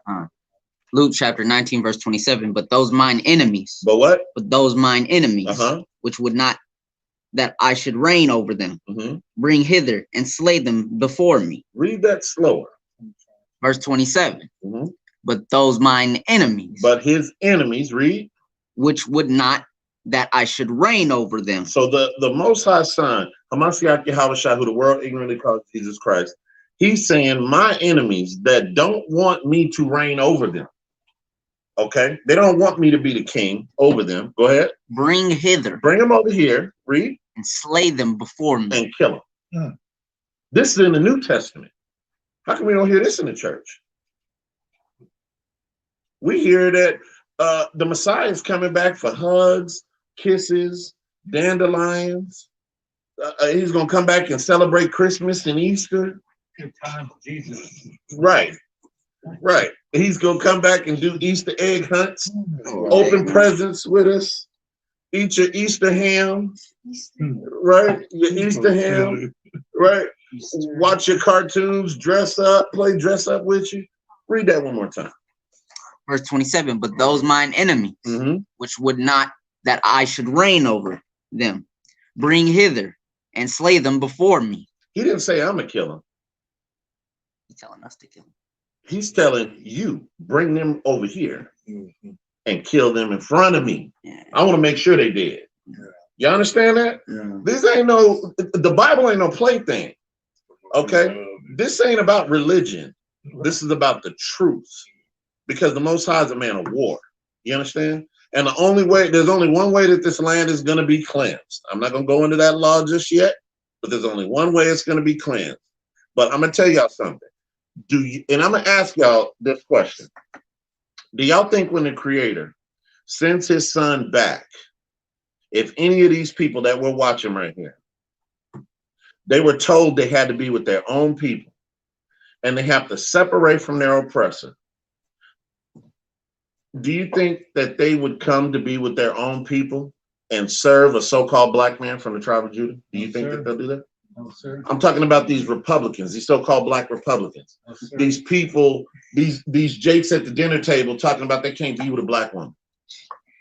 All these people that are reading these books. This guy right here. The captivity, I think, in my opinion, is too deep. Right. They're too entrenched in the systems. Right. Absolutely. Absolutely. And that Babylon is entrenched in them. You know what? Jaden, go ahead and turn it around. We're gonna watch another one. Let's go to the I can there you go. This way now. There you go. Very good. Let's go to the America spoke. Yeah, that one right there. Yes. Go ahead. Go ahead.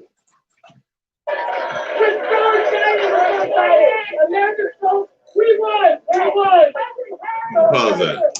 Y'all see that? We won. We won. Goodness won. Go ahead.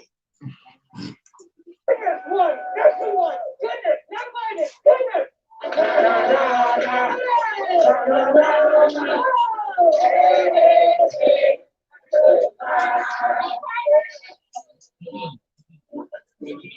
Look at this. Look at this. Go back a little bit. Go back. Look at Pause this that. guy Look at that. with the pride flag. As a cake. Right. And you got the Eve over here doing whatever she's doing. And look at Jake over here. Oh, you missed it. Pause it. Yeah, right there. Pause it. Look at that. You got Jake over here getting his boogie on, turned up. And after all of this, guess where you get to go? Back to the ghetto you go. Mm-hmm. Pretty much. Back to the ghetto you go, you go. Go ahead.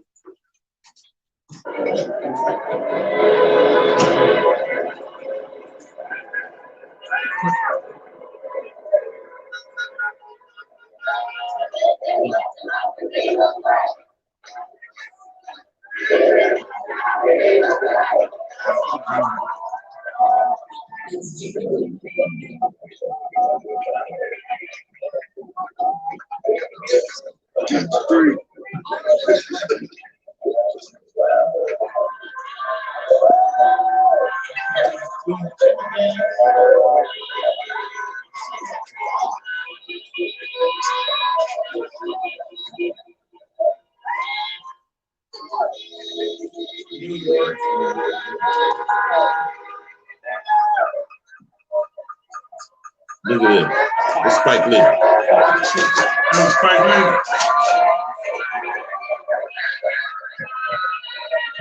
Hey.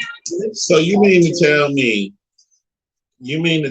that you're so overwhelmed with joy that you popping bottles in the middle of the street for what? Yeah, I was trying to figure that out myself. For what? Go ahead. Socialism. After this, go ahead and got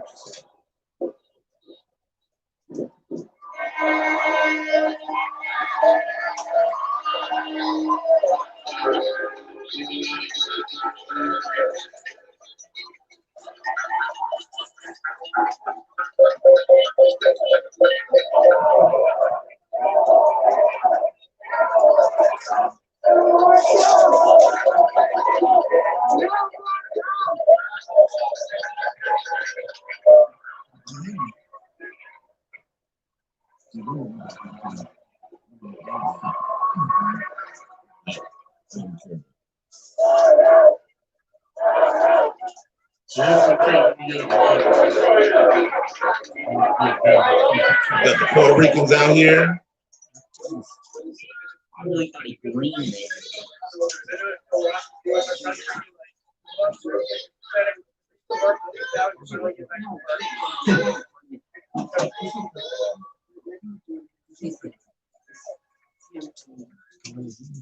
Okay, that's good. So again, do you think that any of these people would turn around and serve the Creator if he said, you got to come out of America? Nope. What do you think? No, some of them would just think it's a prank. They'd die? Yeah. Very funny. Hey, you're hilarious. Okay, so you can go ahead and turn it on. Go ahead and hey, go ahead and turn that on. Okay. When they say all ages, they really meant 6 years old. No, the other one. They were forced to go there and dance because your life means everything about my wins. And they were like 6. You good? Yeah. Okay. Let's get all right. Let's get Deuteronomy chapter 6.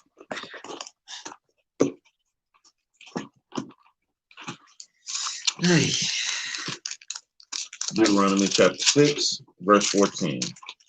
I think you give me a headache sometimes. Sometimes, huh? We'll fight through it.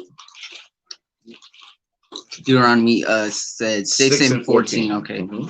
This is the book of Deuteronomy, chapter 6, verse 14. Ye shall not go after other gods. Read it again. Ye shall not go after other gods. Read. Of the gods of the people which are round about you. Mm-hmm.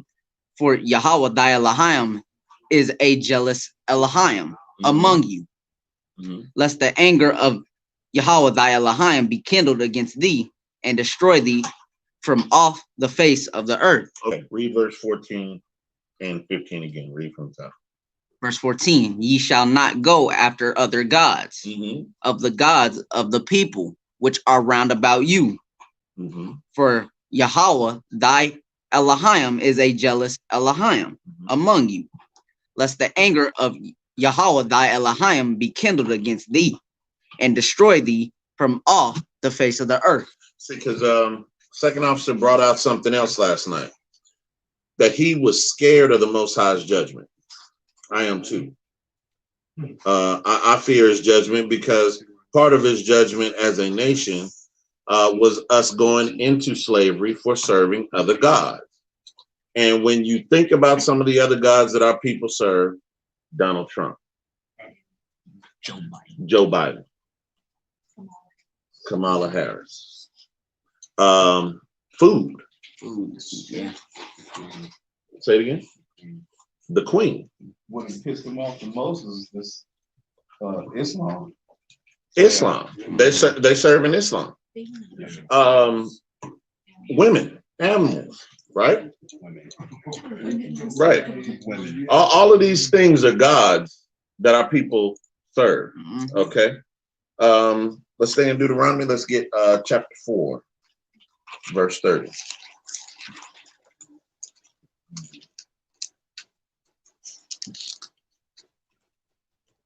Oh. The book of Deuteronomy, chapter 4, verse 30. Okay. When thou art in tribulation, and all these things are come upon thee, even in the latter time, in the latter days, if thou turn to Yahweh thy Elohim, and shalt be obedient unto his voice, for Yahweh thy Elohim is a merciful Elohim. So he said, even in the latter days. He's not talking about then. He's not talking about, Moses wasn't talking about in his time. Moses is talking about now. Okay? Now, these days. Go ahead. He will not forsake thee. He won't what?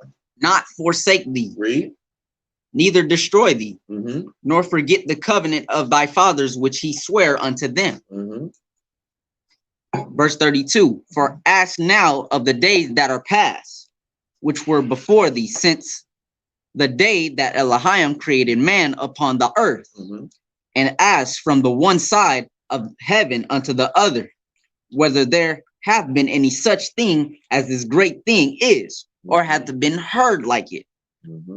Did ever people hear the voice of Elohim speaking out of the midst of the fire, as thou hast heard, and live?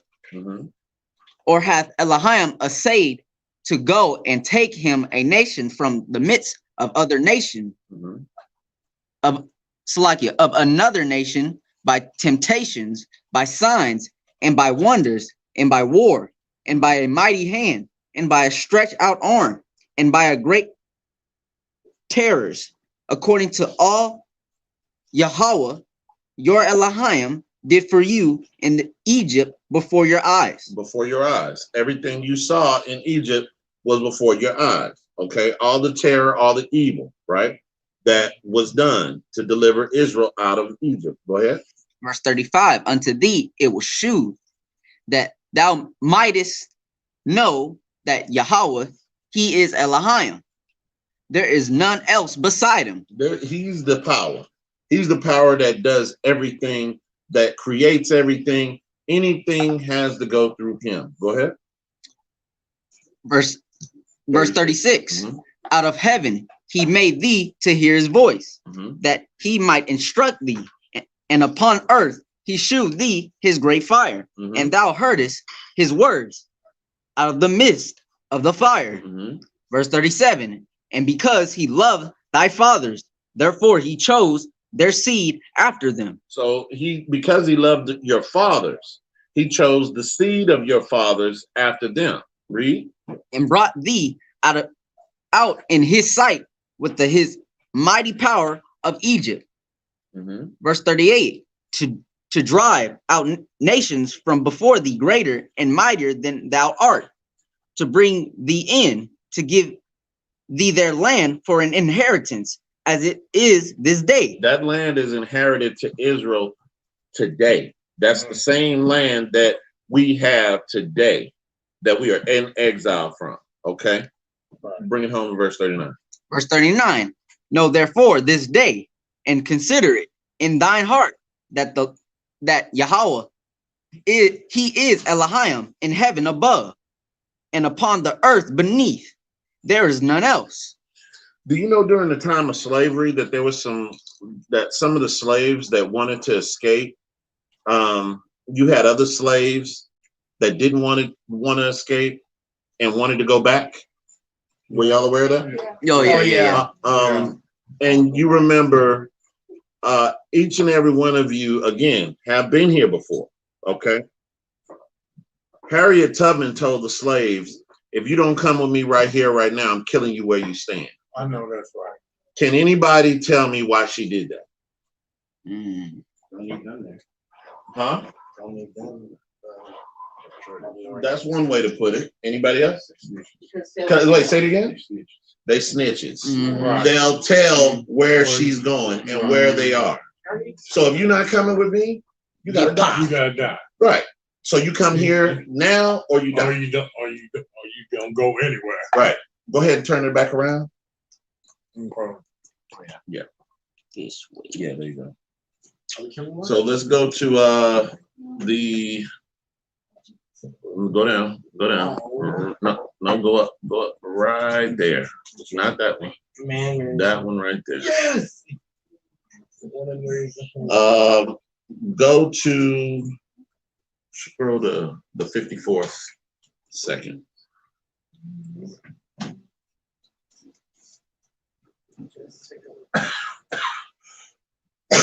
That's fine. Are you gonna start? Yeah. To our next guest, who hasn't been lucky when it comes to finding love.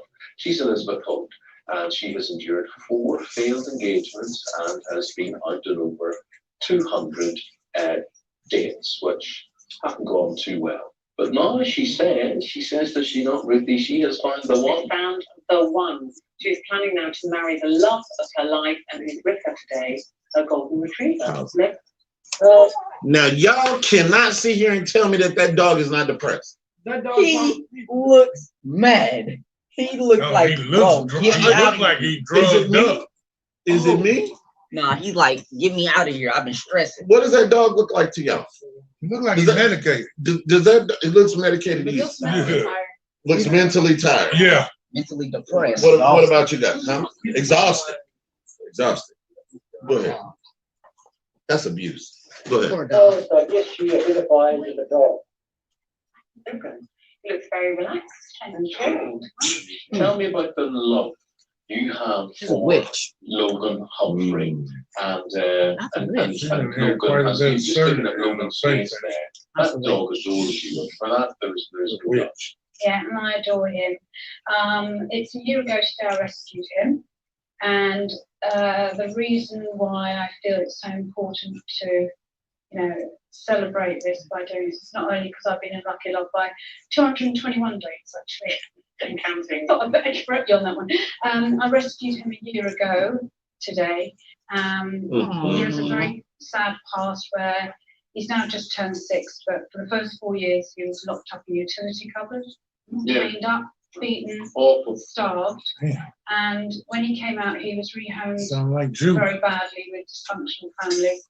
And it was like we were meant to meet, because I just lost my other golden retriever, just born delighted he was a golden retriever. So my son said, get a doppelganger. And okay. You said that what you've done for him, what has he done for you? He saved me, and I've saved him. And everyone, I got a dog behaviourist when I first got him, and she said, he saved you and you've saved him, because I was a broken woman when Humphrey was only 8, but with this spondylitis, his legs just went, and I was absolutely devastated. Okay, I get all that, but as regards human relationships, and with men in particular, have you gone as far to say you've given up? I've completely given up. I've hand on heart, I've been on all those websites from, can I name some of them? Well, anyway, There's we all so many. There's Muddy Matches, farmers, millionairematch.com, match.com. But then, okay, but you know, Jay, this stage where you have to ask yourself the question: is it them or is it you? It must be me. I mean, I'm. Well, at least she's honest about it. Yeah, I don't know. I mean, have you got particularly high standards? She's married a dog, for God's sake. Yeah, he is carrying her. The older men want the younger woman, and the younger man wants the older woman. Now I've got a son of 25. Men of that age are asking me out, seriously, and I can't do that. It's not right, It's not right, but marrying a dog is. So just fast forward to the wedding. That's a cupboard I give to you. Listen. And all that I have in my doggy treat cupboard, I give to you. And all those cuddles on the sofa, I share with you. And all those cuddles on the sofa, I share. So you got Eve performing the ceremony. Yeah. Okay, go ahead. Imagine getting paid to do a dog. That Logan is feeling a little bit rough this morning. So Ken, if you could place the ring with Elizabeth, and Elizabeth, could you place the bracelet onto Logan's paw? Who are the spectators just allowing this to happen? That's what I'm there. You got a crowd. Somebody got to get popped. You know they say if you want to inject, you can say it now. Hold on. Go ahead. They don't have any like. No, they don't. Anything to say? We're in Babylon. Go ahead. All right, bro. This got to be over. Hold on. Logan, sit. Good boy. Can remind me not to ask you to be better. Oh. Logan. Logan, do you agree to take Elizabeth to be your partner for life? I'll take that as a yes. He don't even know what he's saying. I'll take that as a yes. I command you now as dog and woman. Woman. This got to be over in Australia. Wait a minute. Hold on. Order. We are talking about this place that we are in. Okay, this in the scriptures, America is called the daughter of Babylon. Am I right or am I wrong? Yeah. So who is she the daughter of? Right, she's the daughter of Esau. Well. Guess where America came from? Great Britain. Oh, yeah. Great Britain. But all of that was birthed from Rome. Yeah. But America came. Remember, these people came over here from Great Britain. These were the rejects that came over here and colonized here. Okay, so these are the people that are supposed to be who they look up to, the Brits that they look up to. Okay, this would be. Go ahead. You got something? They make fun of Americans too. Okay, and raise your hand when you got something. Y'all got to realize where this is coming from. These people act like they're high society, like they're better than everybody, but yet their women are marrying dogs. Okay, their women are marrying dogs. Go to the that's enough on that. We do not want to see her kiss this dog. I don't know. I couldn't get past that. Wow. Did she kiss him? I'm gonna watch. No, I couldn't go to that. Did she? I didn't watch it. I stopped it right there. I seen enough. First of all, she's breaking up court laws. That should be put to death. Well, hey, we gonna get that. We gonna get that. There you go, right there. Go to go ahead and click that. Did you take a man marry a horse? Watch the video. We're gonna show the video. This is not my words. These are not my words. I didn't film none of this. I'm simply a messenger. I'm just a messenger. Okay. Don't shoot the messenger. Don't shoot the messenger. I'm simply showing. Go to let me see. Go ahead, play it. This Jay is extraordinary that discussing. We're gathered here What's classic? What's classic about this one is the people that are watching this. Just hear the commentary. Hold on, wait. Don't forget what you're gonna say. Go ahead. Although they both many were together, so their individual careers. Go ahead, cousin. Go ahead, cousin. What you got? Is that the Guinness Book of World Records from 2015? Go ahead. Go ahead. This has to be a joke. It's not. Go ahead. And what better day? President Day. We're all immaterial. They take care of us. We marry in the eyes of as long as we cannot speak about the famous sports career that brought all of us to every even fraternity, and all of us just as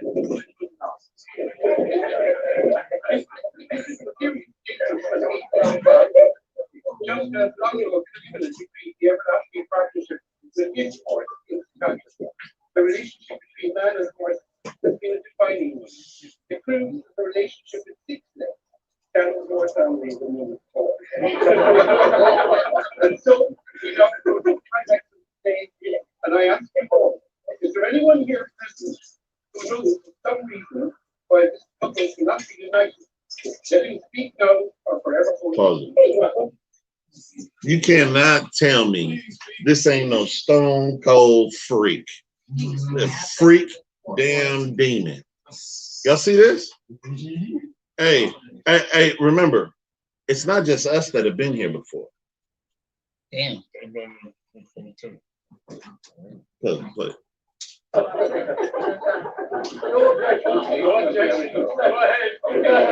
You hear that? They say no objections, go ahead. They're like Esau, they were like, hey, go ahead. Go ahead. Yeah, they're laughing at him. It's a joke. Okay, that's enough. That's real. Okay, that's real. Yes, that's real. That man married that horse. And that woman married that dog. And that woman married that dog. Go to the Joe Biden explains that one right there. We really in Babylon. There you go. That one right there.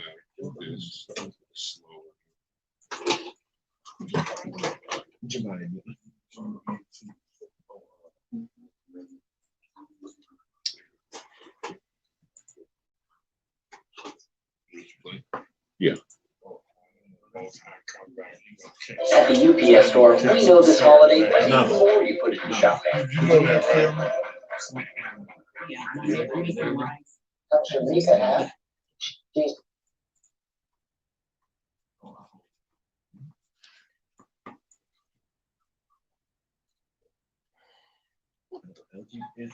Yeah, go ahead and close that. Oh, okay, there you go. You don't have to blow it up in a big screen, just leave it right there. No, that's not it. Close that. That's not There are it. still so many young people here now. That's it. comes from Mika Hack. Big She's design. from State College, Pennsylvania. This is your first presidential election that you're voting in. Hi, Mika, how are you? I'm good, thank you. I'm the proud mom of 2 girls, 8 and 10. My youngest daughter is transgender. Pause it. The Trump. Did y'all hear what she said? Youngest daughter is Did y'all hear what she said? 8 years old. 8 years old. She's the proud mother of 2 daughters, an 8 and a 10-year-old. Exactly.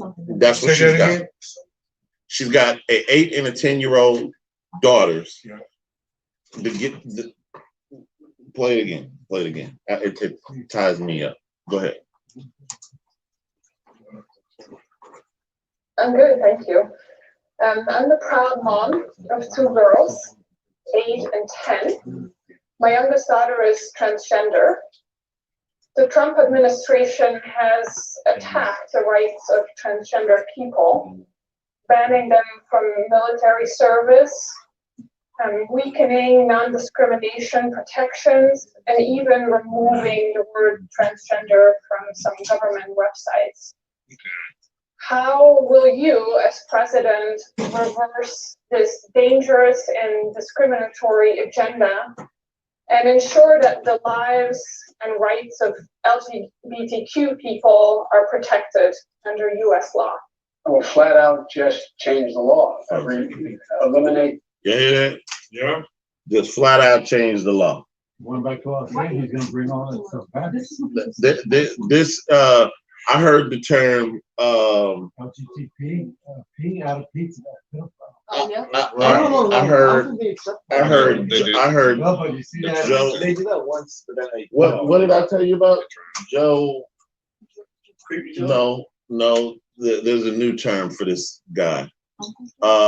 Jim Crow Joe. Oh, yeah, Jim Crow Joe. That's what they call him. Jim Crow Joe. Go ahead. reference to the gentleman here saying, you were saying, Bergman, that it's pedophiles not, yeah, the LGBTQ, like, plus they really just, no, they don't want to associate. I see, but that's the thing though, here's the thing. In the beginning, 20, 30 years ago, homosexuality was viewed as abnormal. Right. Abhorrent. Right. And you see the conditioning that took place. Right. So eventually, same thing's gonna happen with pedophiles. They're gonna bring pedophile rights into play, or you're gonna be pedophilia. Right. You see what I'm saying? Exactly. You're going with this? Exactly. So one of the brothers in leadership said, "What does an 8-year-old know about being transgender?" Right. How about that? Go ahead. What you got, bro? Well, to expand on this, Hold on, y'all keep it down one at a time. Go ahead. the ban she's talking about for the transgender people, all of that, the military ban, she's just looking at it at a surface level. The actual ban was actually to help them out because they have a high rate of suicide. That's right, they do.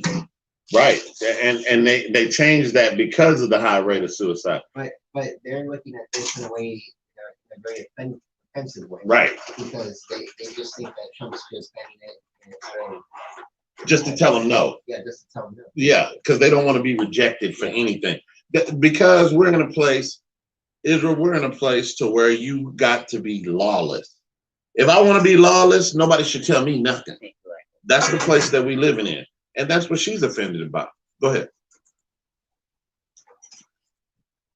Those executive orders, number one. You may recall, I'm the guy who said, I was raised by a man who, I remember I was being dropped off. My dad was a high school educated, well-read man who was a really decent guy. And I was being dropped off to get an application in the center of our city, Wilmington, Delaware, a corporate capital of the world at the time. And these two men went out to get an application to be a lifeguard in the African American community because it's a big swimming pool complex. And these two men, well dressed, leaned up and hugged one another and kissed one another. I'm getting out of the car at the light and I turn to my dad. My dad looked at me and said, "Joey, it's simple. They love each other." Oh. The idea that it's simple. Joey, they just love each other. Okay. That's what his dad told him. That's a lie. You talking about your racist daddy turned around and told you that. Back in those days. In those days. They love each other, Joe. Yeah. Okay, that's enough of that. I don't That's believe enough it. of that. No, we don't believe that. That one right there. And we're going to, yeah, go ahead. About 15 years old. Only about 17% of the LGBTQ community is expected to vote for President Trump, which is why this Beverly Hills, California march is turning heads. Trump is actually one of the most pro-LGBT presidents we've ever had. It's a message straight from the president's mouth. I am far better for women. I am far better for gays. George Santos is campaigning for Congress in Long Island, New York. He's gay, Republican, and supporting the president.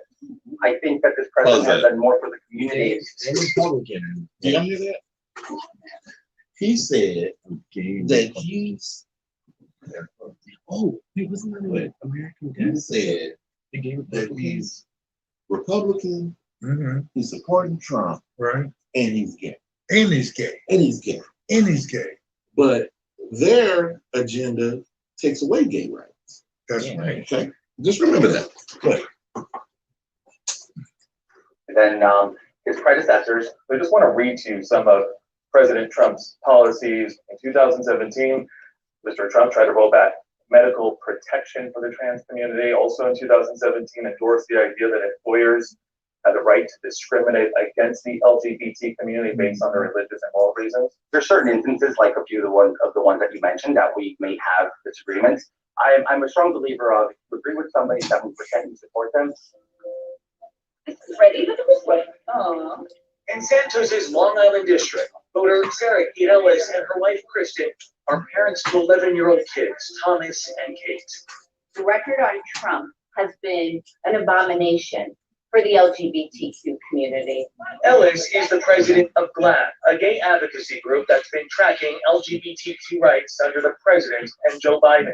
Whether that's kicking trans people out of the military or it's rhetoric saying that he thinks it's fine for businesses to discriminate against LGBTQ people. It should be within their right, is what he said.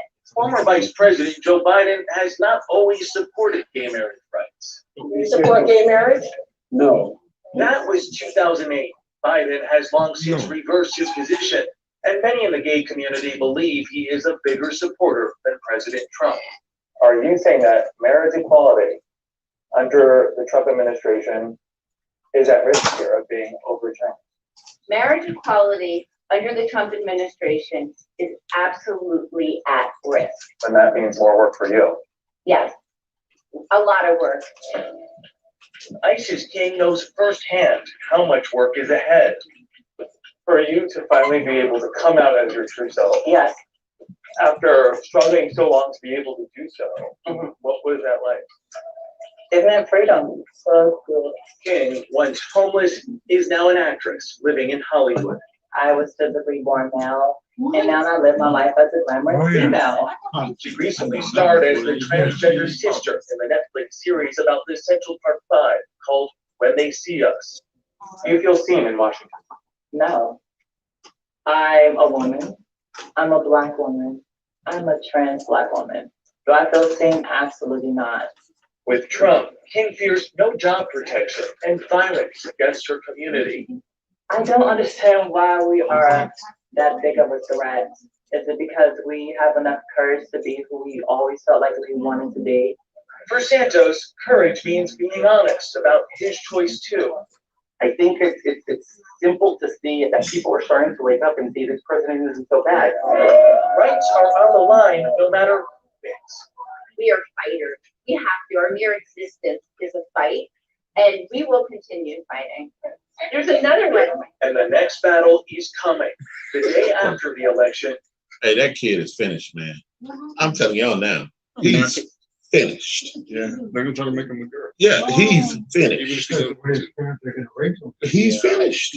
There's no way around it. Go ahead. The Supreme Court is scheduled to hear arguments on whether religiously affiliated foster care agencies can reject same-sex couples. You hear that? Pause that. That was the biggest thing in the video. They're fighting to make sure that people who have a certain religious belief cannot come in and interfere with a homosexual couple adopting children. Okay. Because they're not going to come in, it's not going to be based on a healthy home, okay? Because a lot of kids get removed because the household is bad. It's unfit for the kid, right? Right. Well, what happens when you change the dynamic of the parents? Oh, yeah. Okay, so how is that fit for the kid? You see that? Yeah. So they're saying that you can't tell them no. That's what they're changing this to be. All right, that's all I got on that. We can go ahead and turn it around, son. Let's get Leviticus. Two more scriptures and we up out of here. And I just got some announcements after that. Let's get Leviticus chapter 18, verse 22. 18, chapter 18. I got it. 18 verse 22. Thank you, gentlemen. I appreciate that.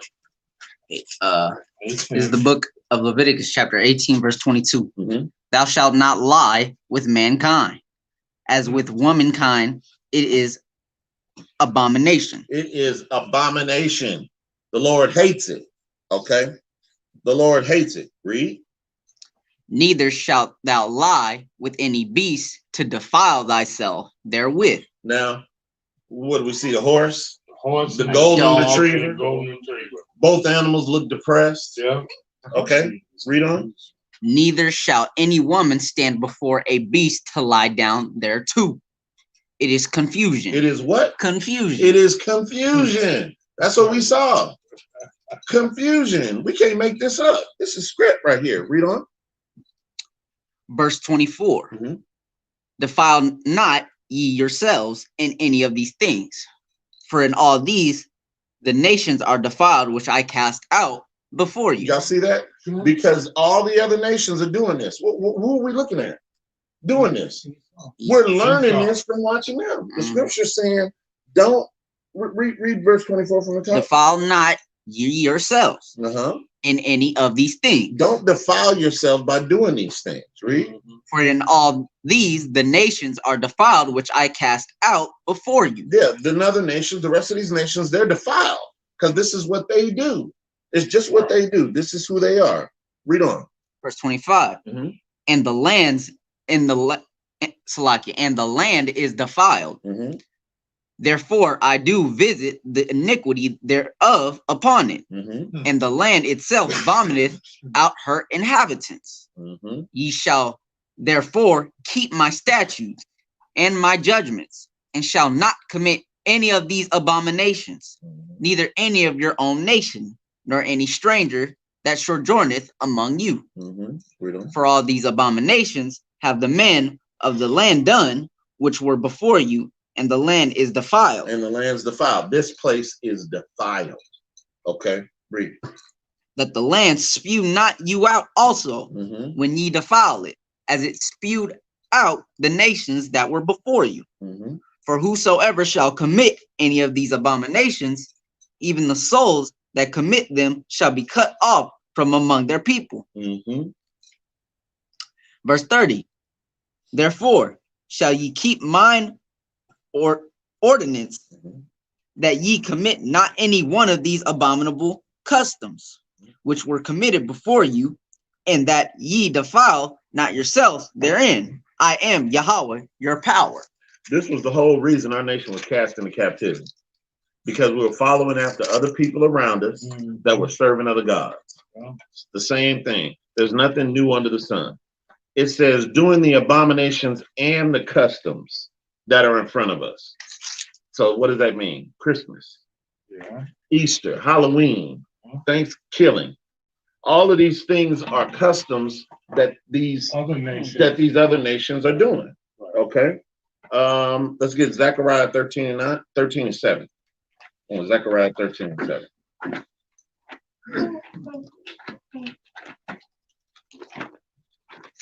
I think I know where you're going. Oh yeah? Well, bring it out then.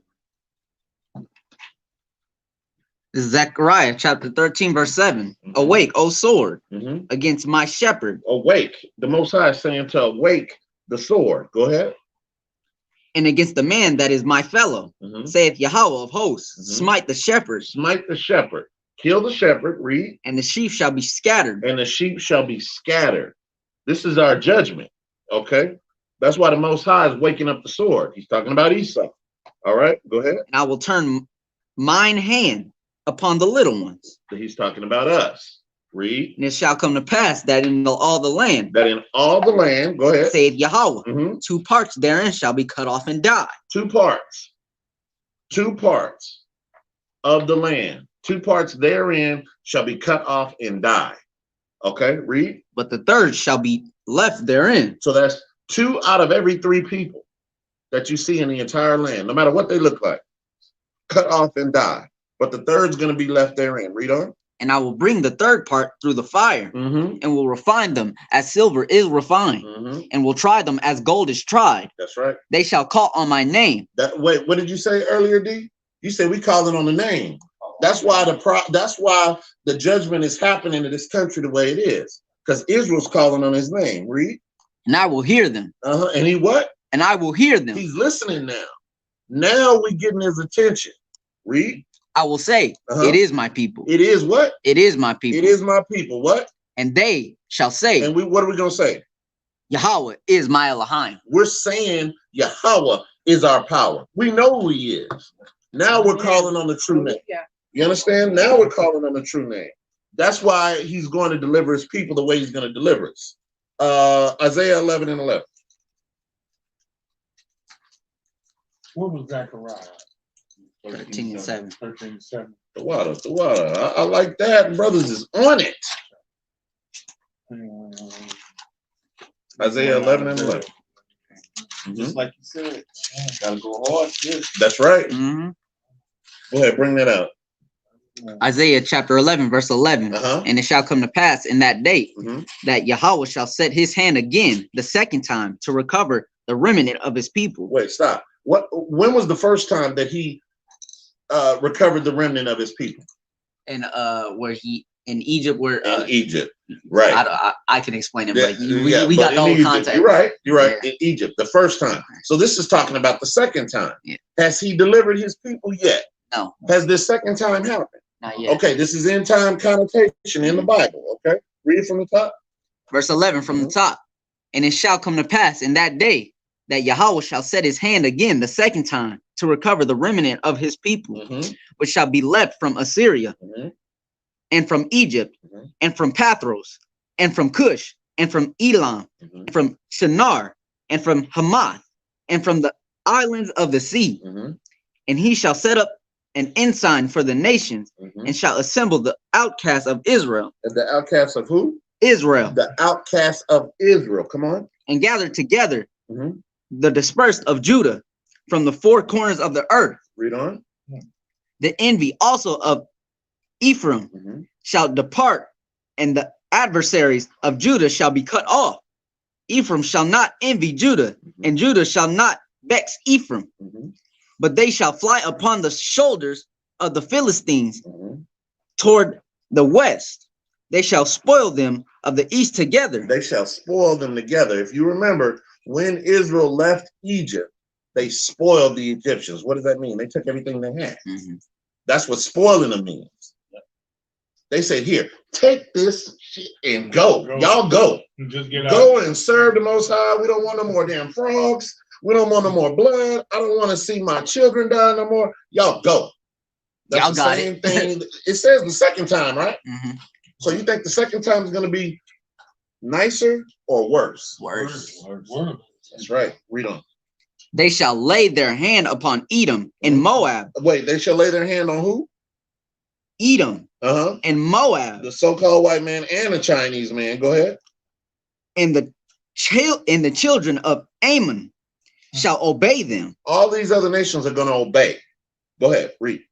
And Yahweh shall utterly destroy the tongue of the Egyptian sea, and with his mighty wind shall he shake his hand over the river, and shall smite it in the seven streams, and make men go over dry shod. Bring it home, verse 16. Verse 16, and there shall be an highway for the remnant of his people, which shall be left from Assyria, like as it was to Israel in the day that he came up out of the land of Egypt. Now, remember, Egypt is a Greek word that means bondage. Okay, that's what the word Egypt means. Even in ancient times, Egypt was not called Egypt. Okay, Egypt, it was Mizraim. It described Upper and Lower Egypt. Egypt was not called Egypt. This is a Greek word.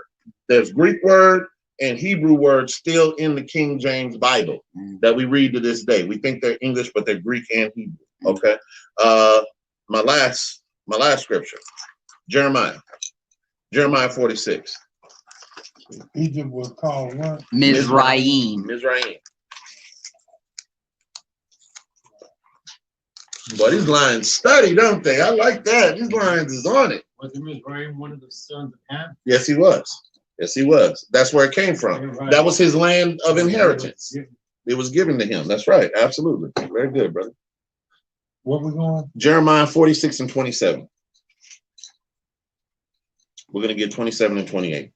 So we're going to end the chapter. We're going to start at 27.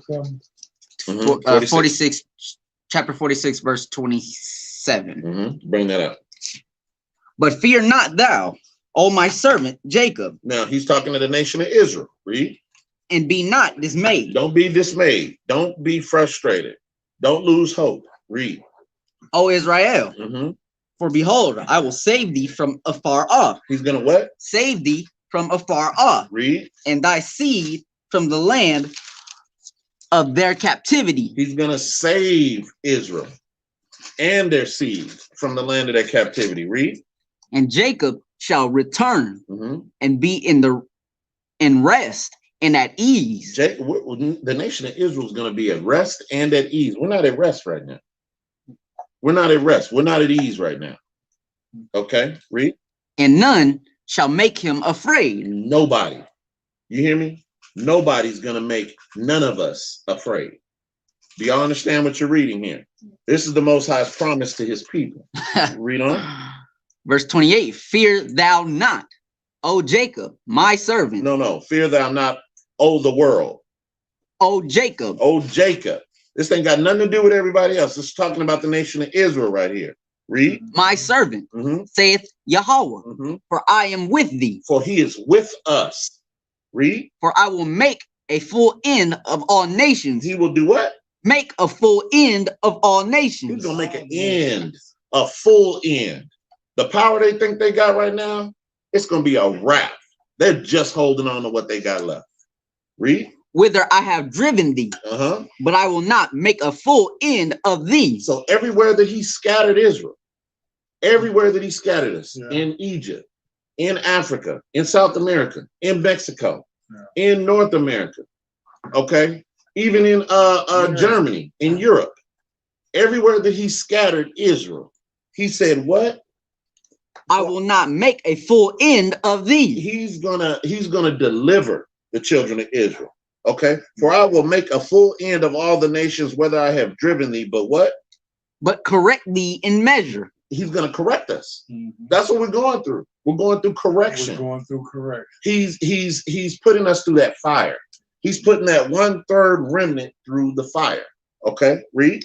Yet will I not leave thee holy. Did I? Holy, unpunished. Oh, I won't leave you unpunished. You're not gonna get this. You're not gonna get this promise without working for it. Right. Okay. You got to work for it. Right. And the Most High says to not be dismayed. Don't get frustrated. We're gonna go through some things, but what they're gonna go through, it ain't got nothing on what we're going through right now. And you know why? Because they've been in power so long. Can you imagine that? Like they've been resting. They've been in power for so long that they can't imagine it any other way. Right. They got pictures. They got pictures of Caesar Borgias in every church. Right. Okay. So-called white man. What happens when a black man comes down on a chariot? What are they gonna do then? They freak out. Think about it. And it ain't got nothing to do with them. They'll be like, who is this? The scriptures say that they're gonna beg the rocks to fall on them. Because they're gonna think they're aliens, and they're gonna see what they look like, and none of them are gonna look like them. That's right. And they're not gonna know what to do. They're gonna think they're aliens. That's right. That's right. I want y'all to understand something while we're not being dismayed. Even though the Most High is telling you not to be dismayed, Egypt's going to keep 2/3 of its slaves. What do I always say? Bring it out. What do I always say? 2/3 of Israel's gotta go. They gotta go. They gotta go. And we see it. I mean, we see it in everything that we bring out. Every time we leave, it's unfortunate, but that's just what it is. Okay. I hope and pray this message reaches you all. If we can, I just want to say this. If you have a question, or if you don't have a congregation to study with, please feel free to reach out to us. Hit us up in the comment section. We got our email on the screen. But what I do want to make sure you all understand also is this. I'm just going to make a few announcements right quick. Feast of Dedications, or some call it Hanukkah. Our service will be Tuesday, December 8th at sundown. Hanukkah is December 8th through the 16th. All of you that are local, all you guys that are here, y'all are welcome. Y'all are invited. We'll put all the information out on the WhatsApp tonight, but it'll be Tuesday at sundown. Okay. The 10th new moon is December 13th at sundown. We're also going to begin soldier class registration next week. So we're not going to start the soldiers class. So anybody that wants to elevate themselves scripturally, that studies with us, we're going to have a 3-week course, and it's going to start. We're going to start the registration next week. All the officers, their testing will begin next month. So we'll go into that tomorrow for the leadership meeting, all you officers that are watching, but the testing will be next month. So the last thing, please pay your alms. We need us to build us up, okay? We need us to build us up. We don't need the oppressor, all right? And we're doing everything that we can in righteousness. And I want to thank you all for joining us. I'm Captain Shazael LRA with Kingdom of Israel United Worldwide. And with that, we'll say shalom. Shalom.